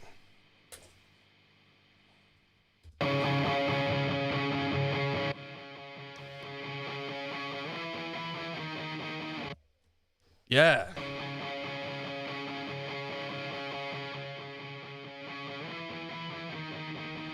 Let's turn that up.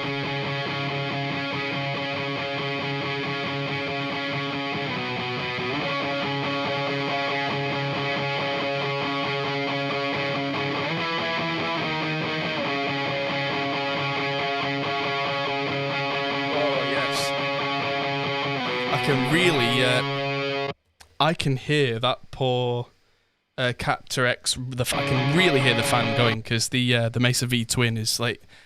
It seems like the effects loop is post master volume on a 5150, so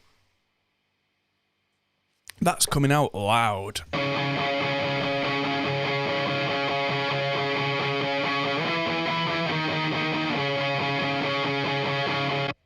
Yeah, love it. Let's see how the God's Brit sounds, which is a Marshall oversized, which is much like a Mesa oversized.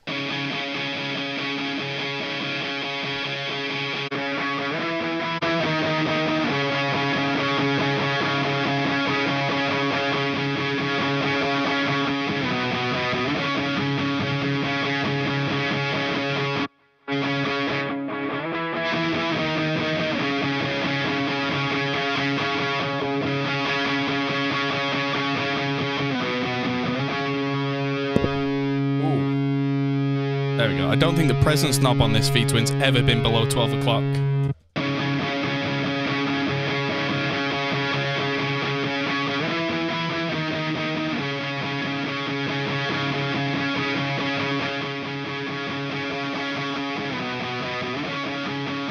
Yeah, that's cooking. Oh, yes, that feedback's really giving it some. So, let's record this in. Yeah. And do...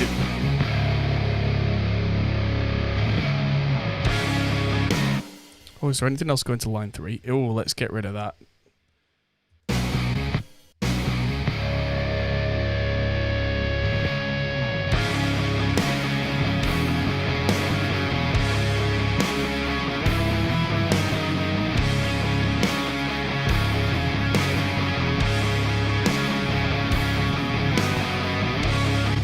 Right, so I'll just do that again. I just turned up the treble and presence on it a little bit. It's quite a dark pedal by the sound of it. Listen to that scream!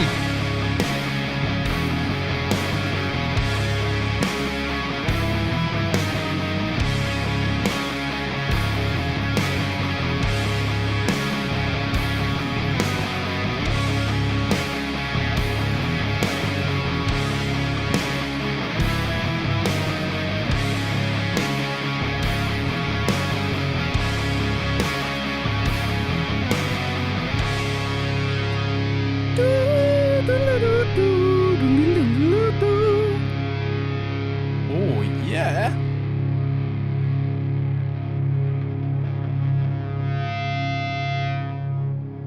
Yeah. That is massive. Oh, I love it.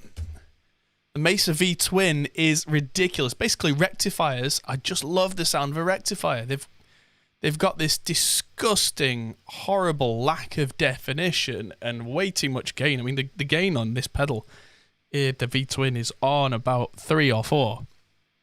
Although I think the original track was using, come on brain, it was using a tube screamer. So that needs to go off. This is on. And now I can pan these and just see how this sounds in glorious stereo.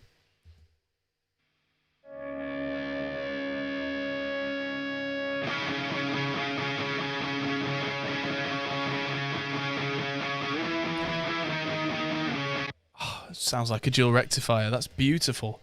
It sounds like Linkin Park or like modern Devon Townsend.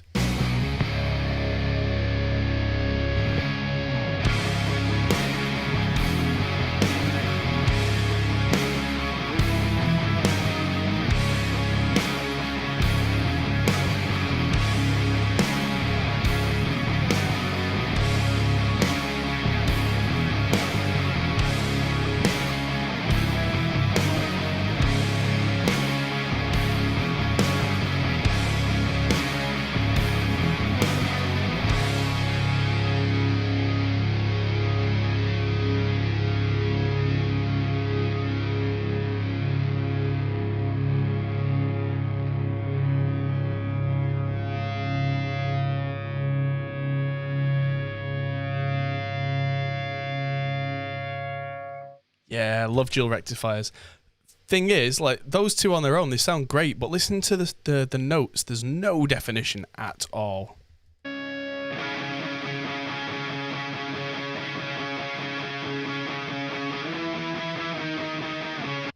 But the definition comes from the rhythm guitars, which had that JCM 800, which had a lot more clarity. And so on that side, that jig, jig, jig, jig, jing is contributing to the overall tone. And that's why I always wanted to have more than one different amp type, because blend them together and, oh, that happens. That feedback's really nice, yeah. The feedback was, I can't remember what amp I used originally, but one of the oldest tricks in the book, I'm just going to bypass that for a minute. If you want really nice feedback on either using a virtual amp or something you're going to reamp, record through a DI box with a loop or through out and use an amp next to you. It doesn't have to be the best amp in the world, but just set the gain up on that amp so that if you kind of wave the guitar at it, you get some nice feedback from it. That feedback goes through the pickup and gets recorded. And because that gets recorded, whenever you reamp that back through another amp, that feedback produces itself again. So, something I've been doing for a long time. Yeah. So yeah, you think, oh yeah, well you're not in the room with it. How'd you get that feedback? We got that feedback on the original recording. So yeah, it's going to need a little EQ work. I'm just going to put the 5150 back on standby because I'm using its power section, and it's a bit of a silly setup now because I've got a Mesa preamp into a PV power amp into a Torpedo Captor X. Ever use the studio monitors for feedback? Sometimes, but very rarely, because studio monitors often don't produce the right kind of feedback because they're designed to be so clear. And depending on the virtual amp that you're using, they don't necessarily produce the right harmonic. Whereas guitar speakers naturally kind of roll off the top end and do all the kind of stuff where you get the right feedback, even if it's not the right amp tone. Quite often, if you've got quite a lot of gain on an amp, even you can use like a small practice amp if you can coax some feedback out of it. So you can do that with like a 10-watt practice amp.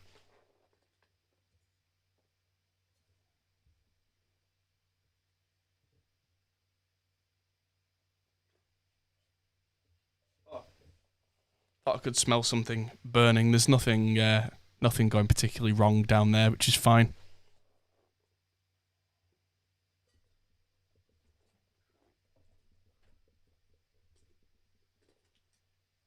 Yeah, the Torpedo Captor X is a little warm now after that little section because the power amp was being driven a lot harder on the Recto. So let's turn the 5150 off now. Let the poor thing rest for a little bit because, yeah, that suddenly coaxed a lot of probably more out of the power amp on the 5150 than it's ever actually been requested to use before. I mean, I've only ever heard a dual rectifier, a real dual rectifier, used in anger, like full volume, once. And this is a funny story, and if Liam's watching, Liam was there at the time. I think it was Heavy Fest and Andrew WK's band were headlining one of the nights. And they went over the curfew, and the venue turned off the PA system. So the guitarist, who had 2 dual rectifiers on full stacks, turned the volume up to full on them and started playing things like Slayer covers. I was, without exaggeration, at least 100 meters back. I was way behind the sound desk. I was way back.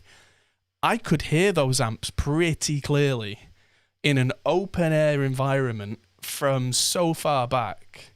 It was ridiculous. The amount of volume those were kicking out was like, whoa. Yeah. Oh yeah, the Orange Tiny Terrors, they can be really good. And yeah, so it's a nice tip. If you're using virtual amps to get a different tone from what you already have, you can use an amp like that because it's got some really nice kind of valve compression to coax things like feedback out through looping through a DI box, and then actually reamp it through a different amp but still have that characteristic. Clever little trick. So let's listen to this.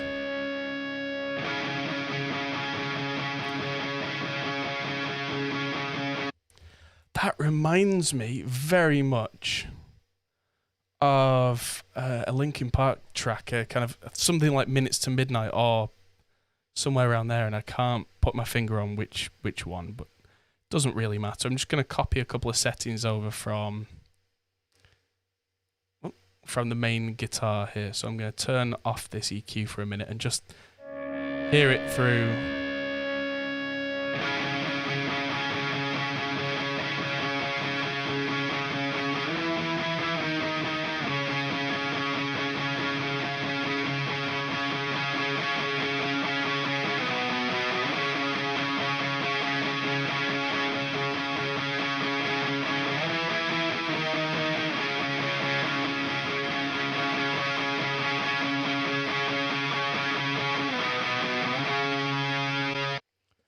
That's cool. There's a certain fizz. Oh, no, I wanted to use that and really just kind of tame this off. So I'm going to put a high shelf in high cut Butterworth 18. There we go.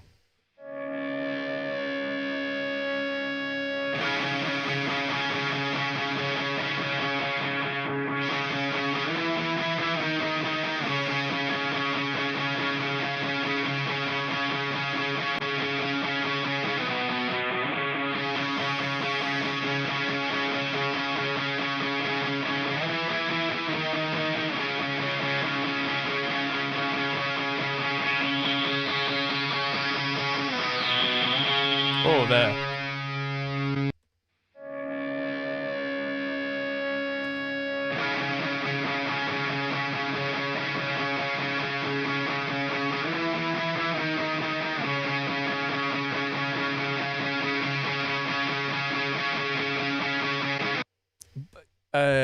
I think it might be Wake, actually. Yeah, Wake is the intro to Minutes to Midnight has got that kind of sound. Linkin Park's guitarist, name escapes me because my brain is turning to mush, but his signature sound on those first 2 albums, Hybrid Theory and Meteora, was a Tube Screamer-driven JCM 800, which I've got one of these here, and a dual rectifier, which I've pretty much got one of those here, and you blend those 2 together, and the JCM 800 gives you the chick attack, and the dual rectifier fills out the rest of the space. So let's just fade this in now with the other guitars.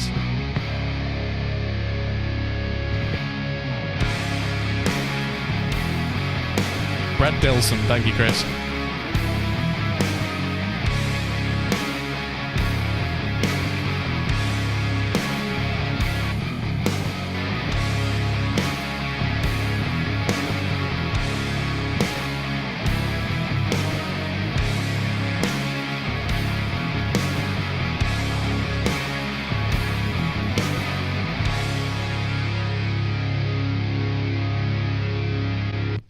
Cool. If anything, that bass has a little bit too much muddiness now, somewhere.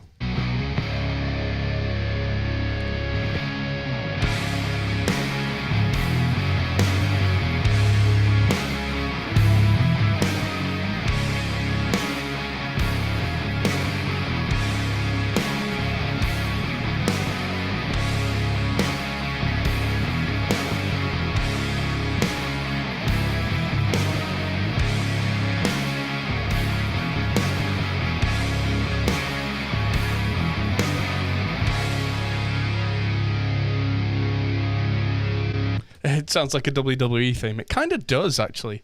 Well, a lot of the WWE themes, funnily enough, were all recorded in the kind of the Attitude Era, late 90s. Late 90s, a lot of the American metal bands were all using dual rectifiers because that was the thing. And that slow, menacing, yeah, it's got a lot of those qualities to it. I can see why you would say that. Makes a lot of sense.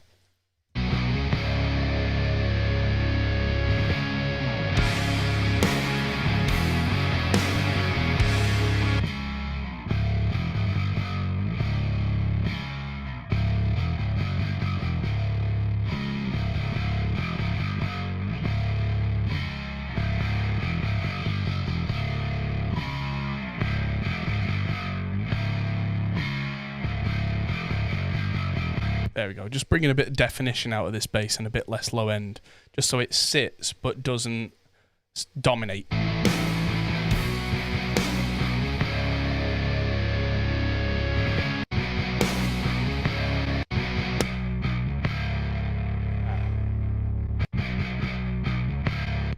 It's a really hard stung of a hit there. If I just put a little split in there, there we go.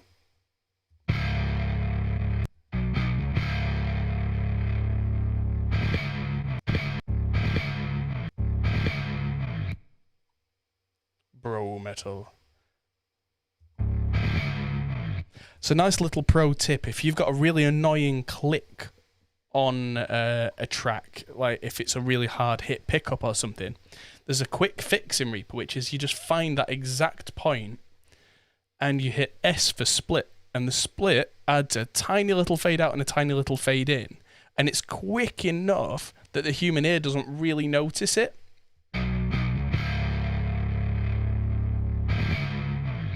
But that click has been very much just momentarily just tamed.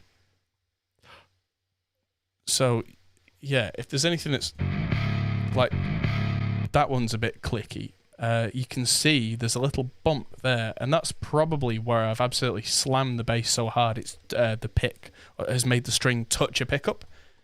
If I just hit S for split right there, it changes the wave to be softened off. And you're not going to hear that in context.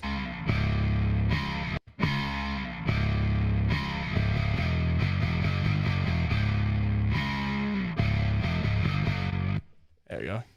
It's a nice little thing that I picked up a long time ago that's helped me out immeasurably. Aha.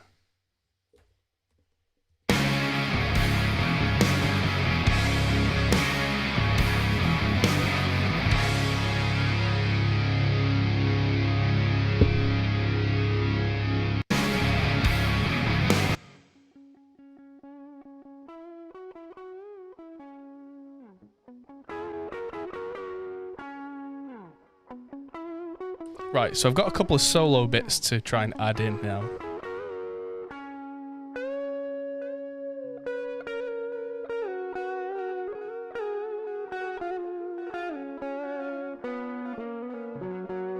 Oh, I remember this bit. This was always my favourite bit.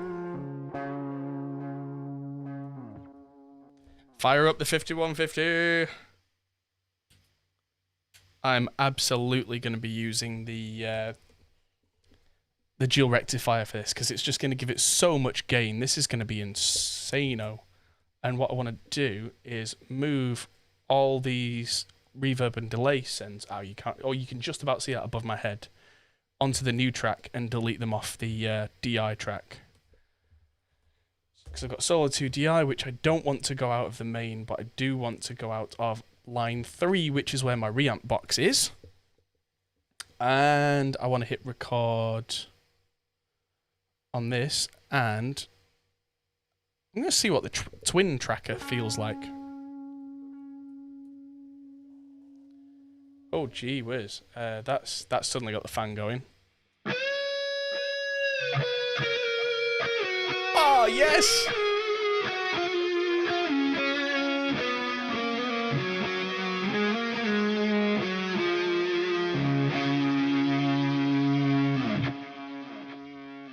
That's ridiculous.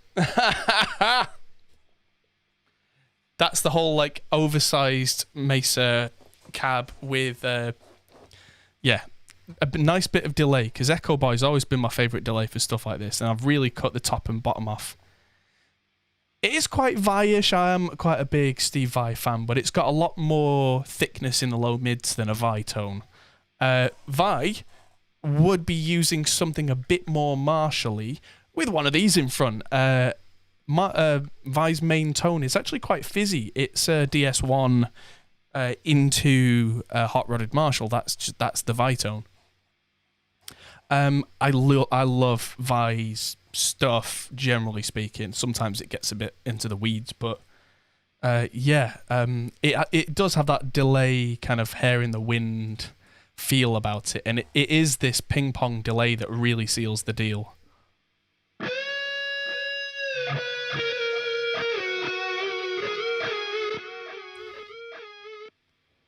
Yeah, that's studio tape mode with no feedback. It's literally just a straight quarter note ping pong, which leaves clarity for the rest of the thing. So I'm going to record this in now. Helps when you unmute this. But if you've ever heard... Oh. The end of my theme tune, the full version, here it goes.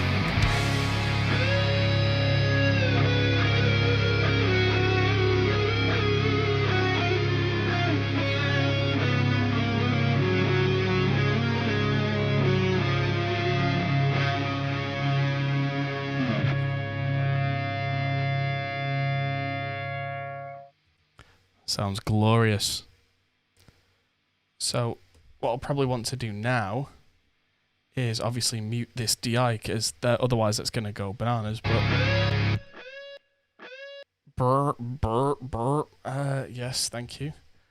I definitely need to do a little bit of EQing here, because it's got these thumpy thump low notes, which are just going to interfere in the mix. So I'm going to try starting with a really gentle but quite high up low cut here.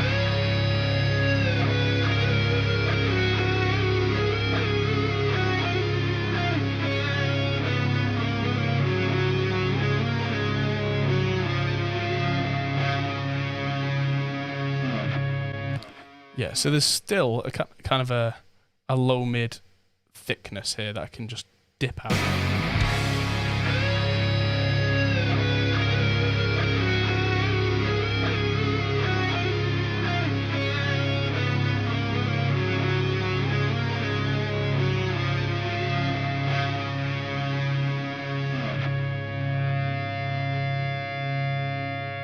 Yeah, there we go. So that's way too much for like the intro to the channel, but that's just a case of fading that all out.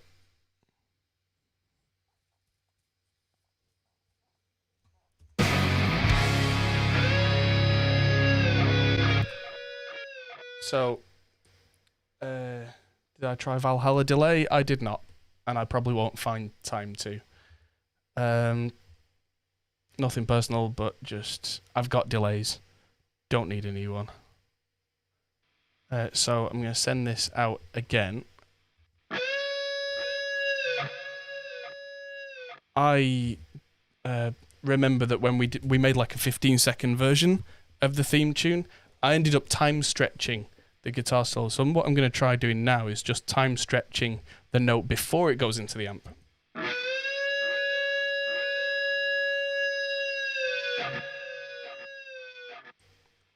Make sure there's no a chunk on there.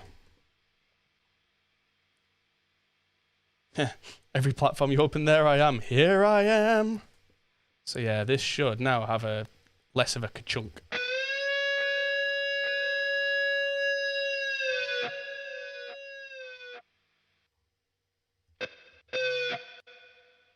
Yeah, okay. Every time I finish that goes back to the start, which is annoying. But I'm just going to record this in and keep it separately from the song.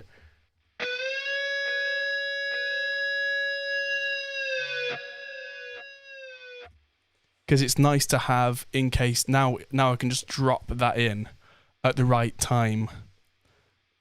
If we do a shorter version of this, which I definitely will at some point. So that was that. Yeah, this poor Captor X is getting a little warmer now. Every time I do something like that, it's suddenly got the yeah. Okay, so there's now how am I liking the Captor X? I'm absolutely loving it. The twin tracker. I mean, you can hear the twin tracker on that. It was brilliant. I already love the Captor and Cab M combination, but replacing that with the Captor X, which basically fuses them together with a few new tricks, it's great. So let's look at solo 1.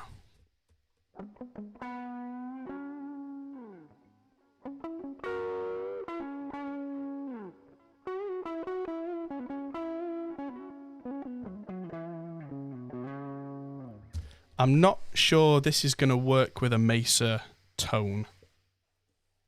So what we're going to do is switch tactics.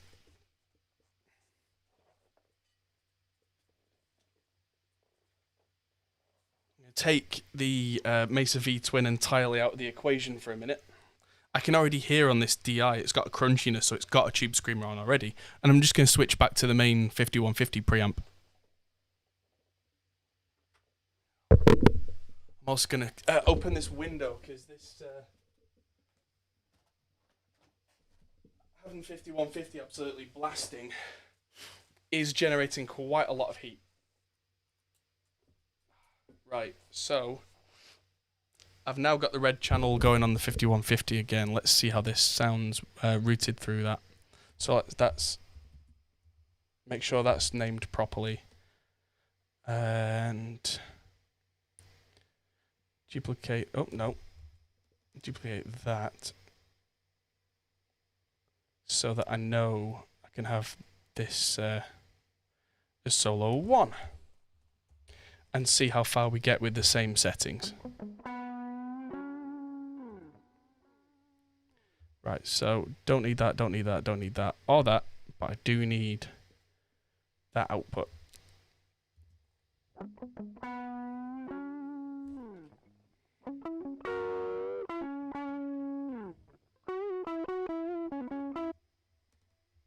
Right, so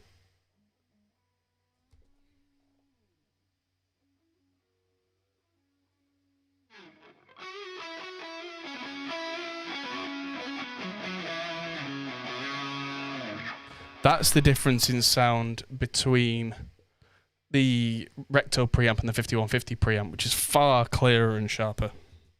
I'm going to roll the presence off it.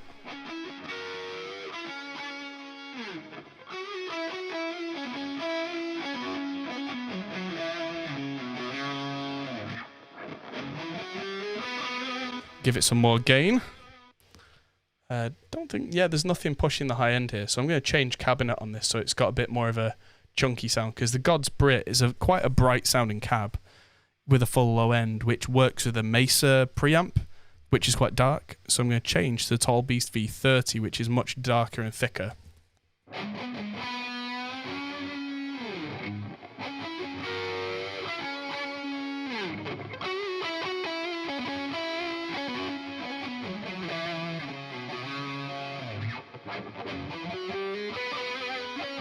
Yeah, if you can hear that stereo thing going on, that's the twin tracker. Here's it without.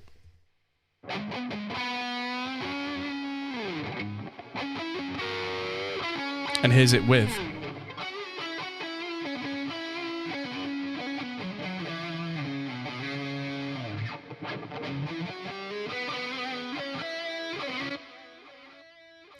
So let's see how this sounds in the mix. It's a little quiet.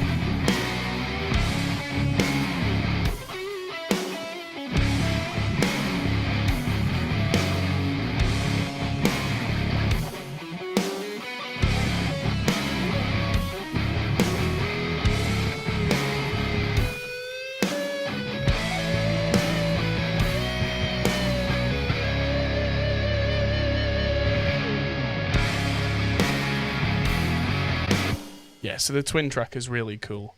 And then I'm just going to make sure that I track the rest of the solo in here with the same settings. I can always EQ it to poke out a bit.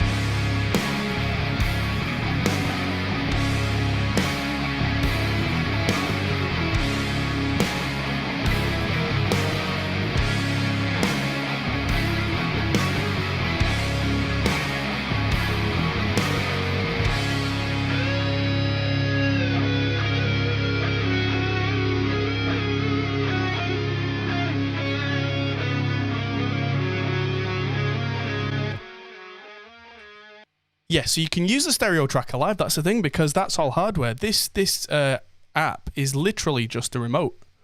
That's just changing it remotely. But there is a tiny little thing on the Captor X where you can have MIDI input. So if you've got a pedal board, like one of those switchers, like a Gig Rig G2 or one of the Boss like ES switchers, you can have that change so the twin tracker turns on and off, or you can change cabs or that kind of thing live. So if you're doing a big heavy rhythm part, you could turn that on and off, or whatever it is works for you. But yeah, you can get a massive sound live as a single guitarist. That to me is worth its weight in gold, easily. Thank you, Batman. So Anna, yes, the re-EQ, and I'm going to do a video on this. Actually, I don't. Yeah, no. Hopefully, not confirmed. I'm going to be doing a video about this on Glenn Vricker's channel in the next few weeks. But yes, there's it's free, but you have to install it, and it's a really nice EQ, and it looks a lot like the FabFilter stuff. It doesn't do a couple of things that the FabFilter does, but it's a really high quality EQ, and it is free.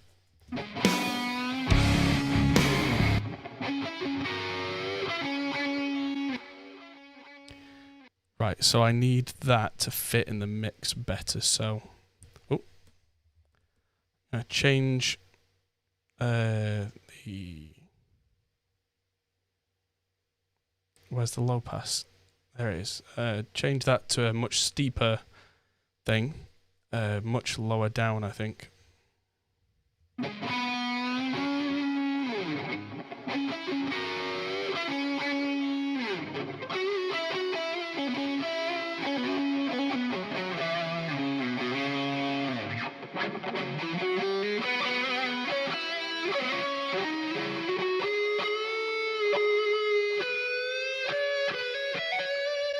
There we go. So that's got rid of some mud, got some peak.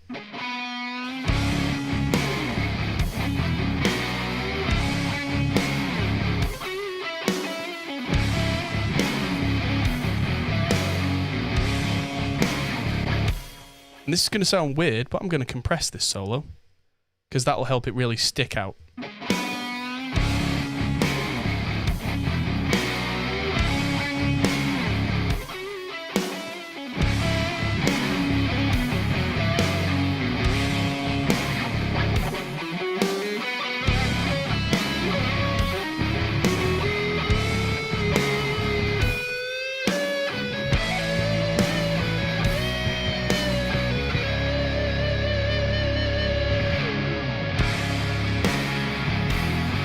just a little stuffy in those low mids.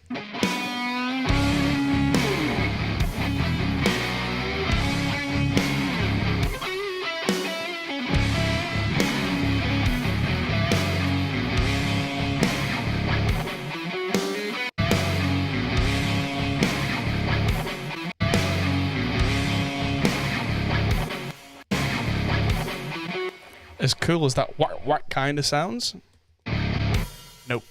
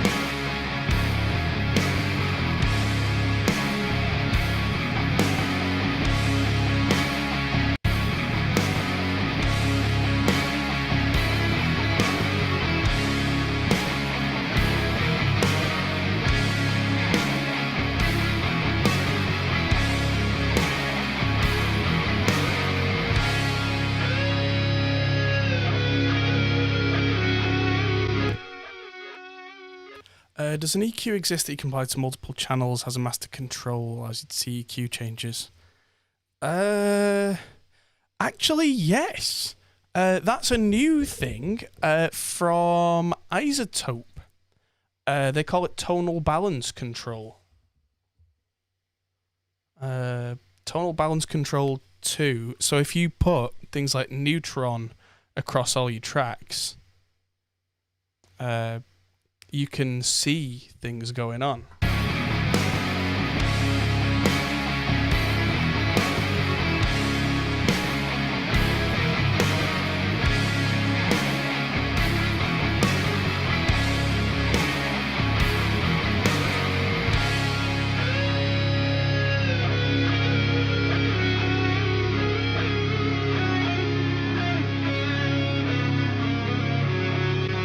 Thought you'd made $1 million. Yeah.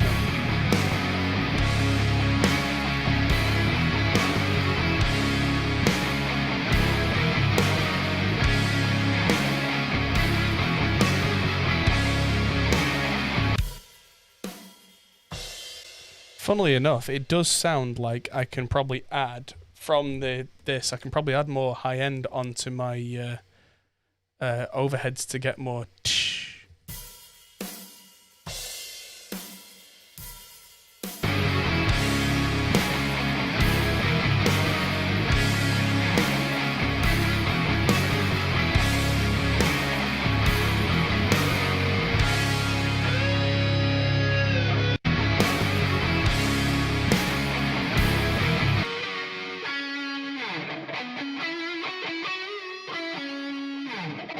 Funnily enough, that build up there is exactly what we're seeing on tonal balance, so I might just need to turn the volume up on this.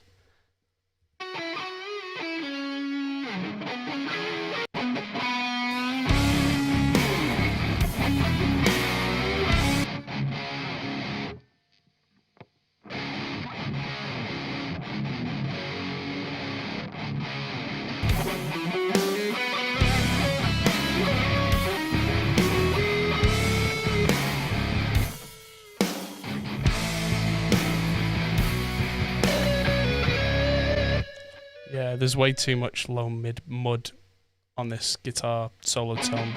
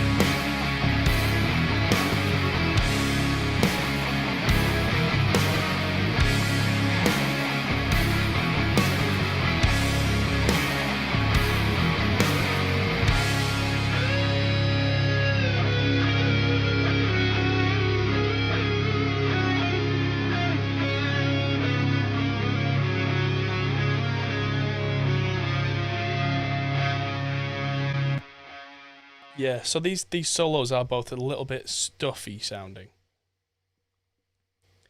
which is fine because you just have to do a bit of work. Generally, what I like to do to make them less stuffy sounding is start not by lifting an EQ, but by bringing out harmonics with saturation, like so. Doing that, and then VCC channel on this solo 2 should make it already sound quite a bit brighter and more forward.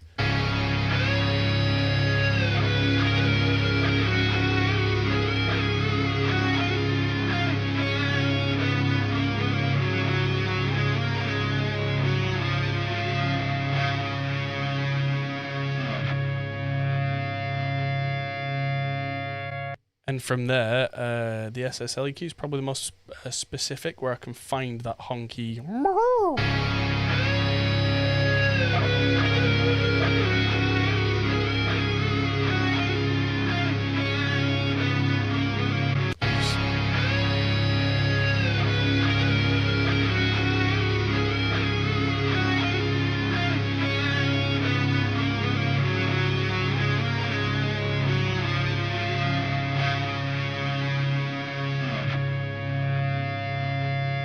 Do something similar on the other one.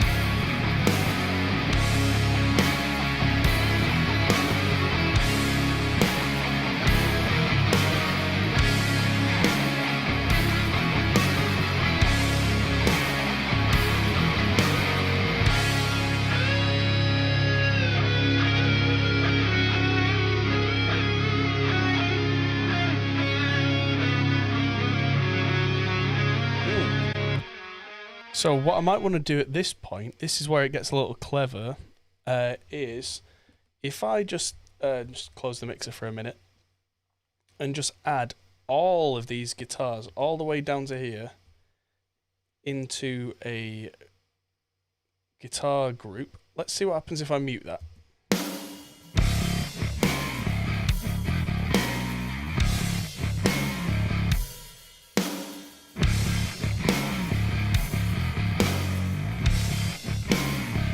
Right, so there's nothing left.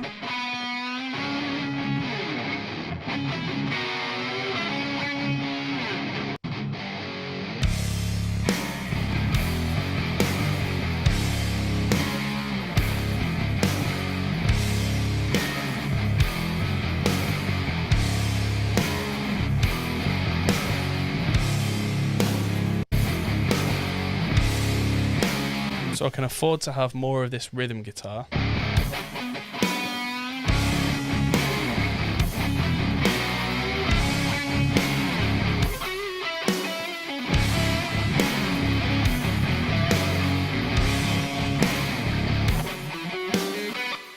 So that is getting lost a little, but let's try at this point, because I've grouped them all, use our friend Gulfos a little bit on this bus and see if this just takes anything out that magically just lifts the overall tone.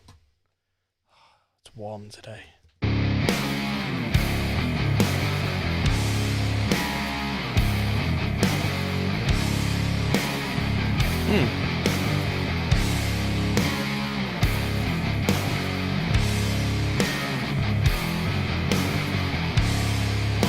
can see how Gullfoss isn't doing a great deal on our main rhythm guitars, which tells me that we did okay and it's relatively even. But let's start bringing these solos in and watch it dance.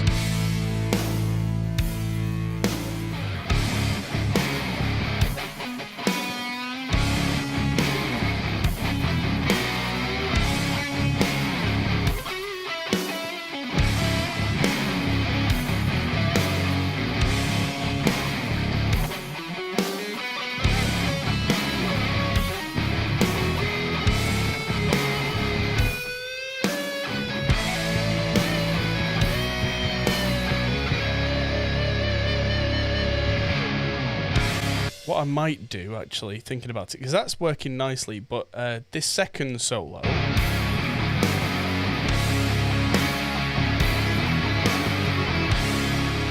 needs to be out of the central image, which is great, but this first bit, I'm not convinced that the twin tracker was appropriate here, but what I can do, the way the twin tracker works, is the mono left signal is the original signal, and then the right hand side is where it does all its messing around. So if I just monoize that to the left, that's going to play that out of both sides, and it's going to become perfectly mono again.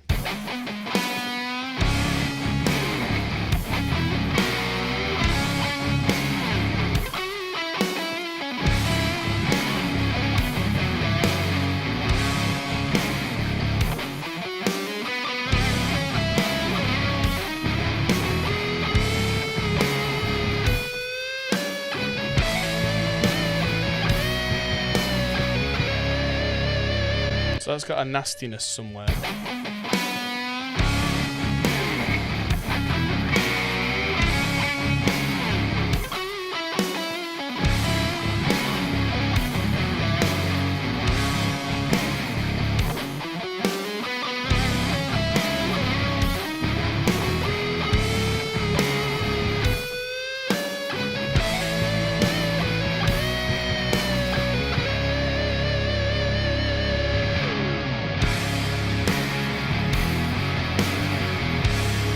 Yeah, now we've monoized it, those highs were a bit much. So let's go ahead and add a Butterworth high cut. Let's call it pretty sharp at 24 dB and just bring it down.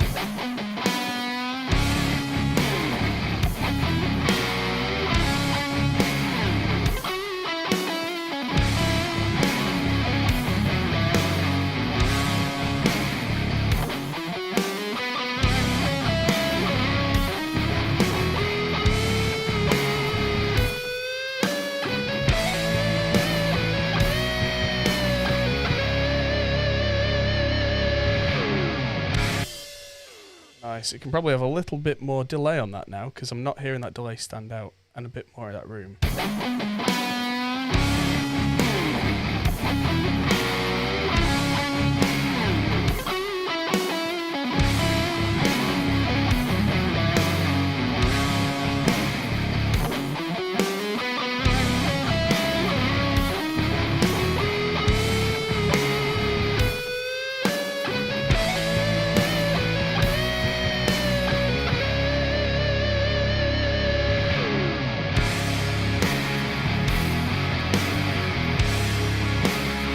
Nice, and then hopefully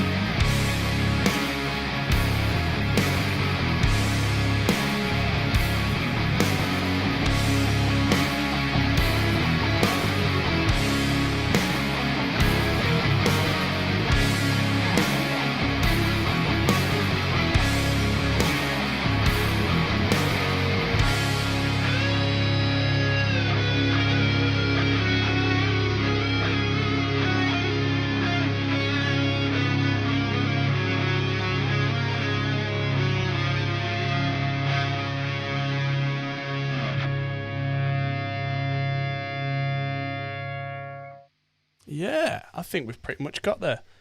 There was a blues solo earlier on, but I'm not so bothered about that.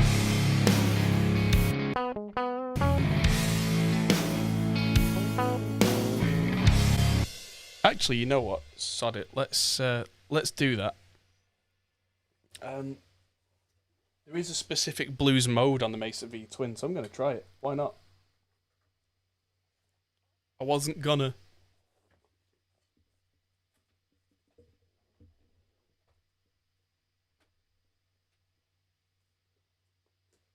Oh, those valves sure do get warm. It's not my band. It's just me. I don't tend to play in a band. I don't have time for people. But I don't even write music really unless it's for a specific reason, like the intro theme or a demo for a piece of gear or something like that. I just don't have enough hours in the day to do songwriting and all this kind of stuff. This got tracked 2 years ago, and I'm just coming back to remixing it now on stream. It's entirely possible that going forward, with us doing more streaming on the channel, that I might find more time to make more music, but it will be live on the channel, because that's how I roll. So, let's bring this blues solo in. There we go. Solo blues. Yes, solo blues. And see how that sounds with a very specific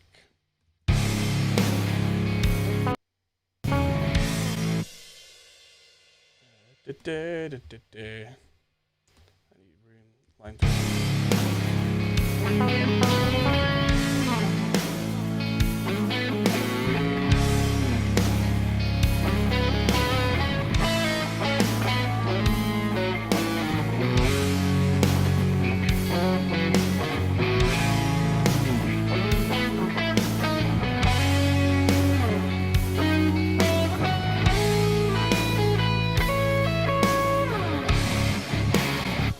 Nice. It does always surprise me what a Mesa Dual Rectifier can do on less high gain stuff. One of my favourite bands, Incubus, their guitarist most of the time uses a Mesa Dual Rectifier, and on a lot of the newer stuff, if you didn't know that, you wouldn't instantly click, because it's not all just high gain, but it does things like it softens off the attack on notes, which I like.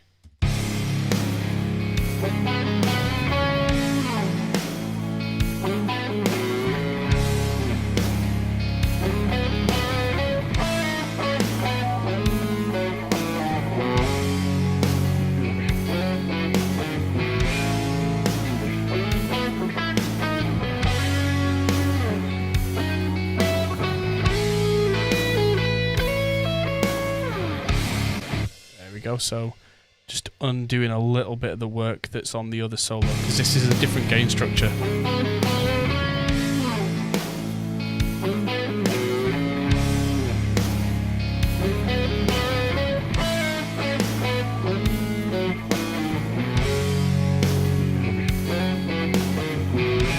Also, it sounds a little bit late because it's running out of the interface through all the stuff and then through all the processing on this guitar bus, so after it's recorded it will kind of delay compensate and snap back into time.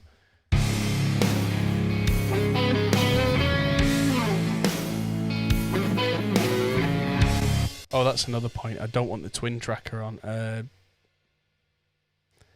Let's see it without the twin tracker.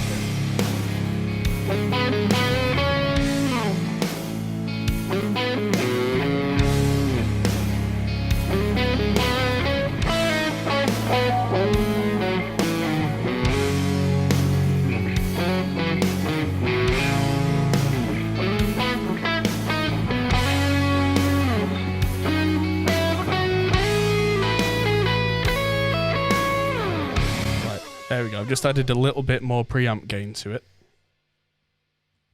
Let's run that through.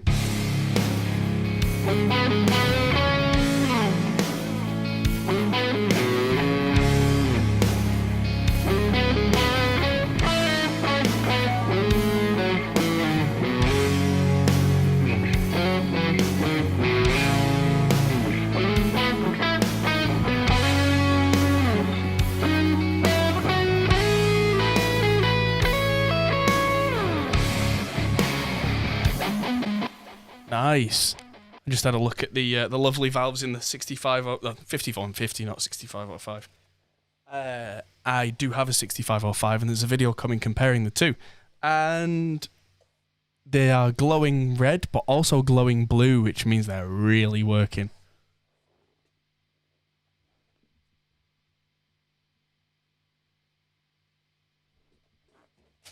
It's a beautiful thing. Nice blue glowing tubes.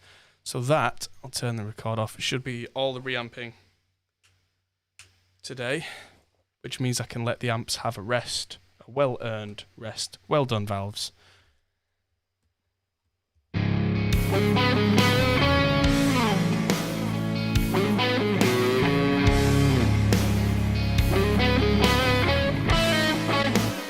we go. That doesn't need to be nearly that loud, I think.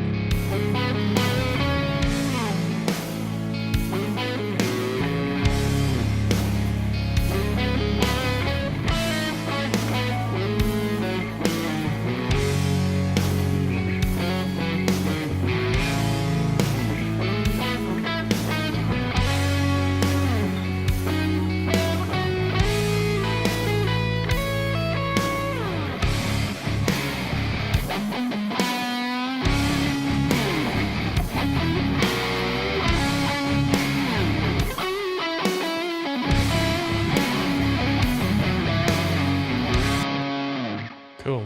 That one's now, in comparison, just not sitting quite as well. Need less low end. Which means I can then push the volume a little.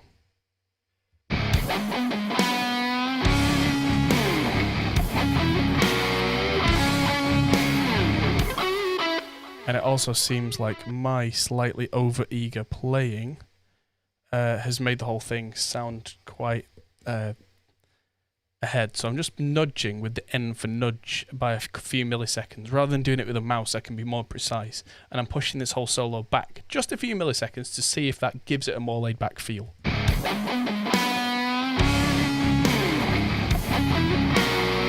So I've gone too far because I pressed nudge right twice. So I'm going to move it back.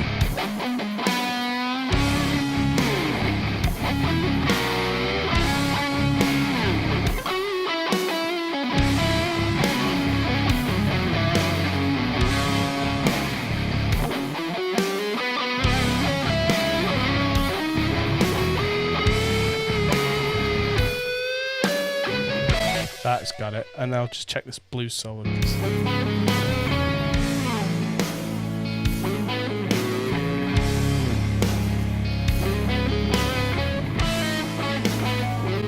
I do have this habit of just pushing the beat a little bit when I'm playing guitar. Just push that back. 6 milliseconds is just a number I picked that's kind of rough.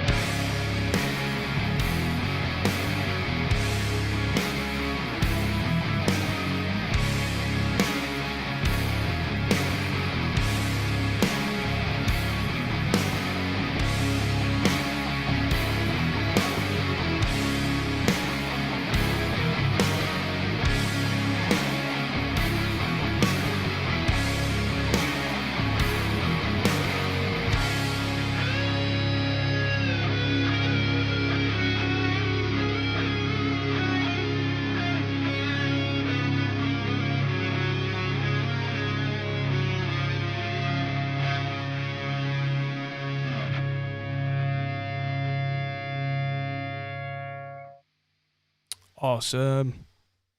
I just turned that down at the end overall with true irons output, just so it's not clipping. What I'm going to do is I'm going to leave that there for today. I've been streaming for nearly 3 hours. So what I'm going to do is go offline. I might be back this afternoon, but no promises. If I am, I'm going to be doing video editing instead of audio stuff.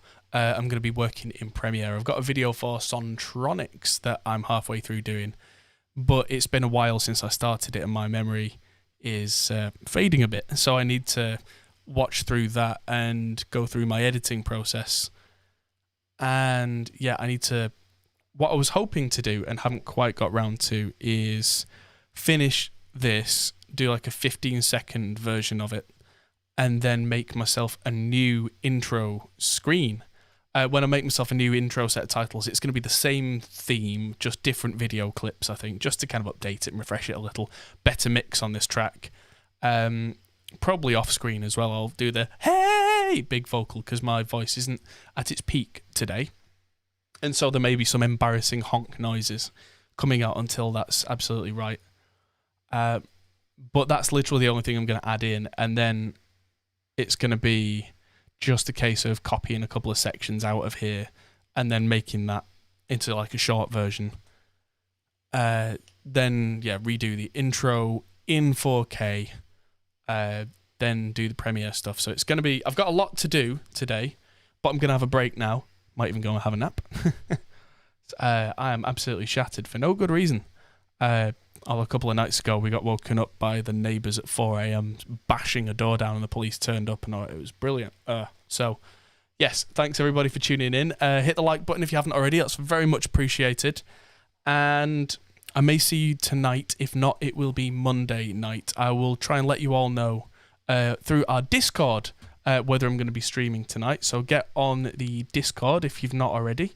Let's just see. Yep, there we go. So the Discord link is right there to join our Discord, and I will let you all know sooner rather than later.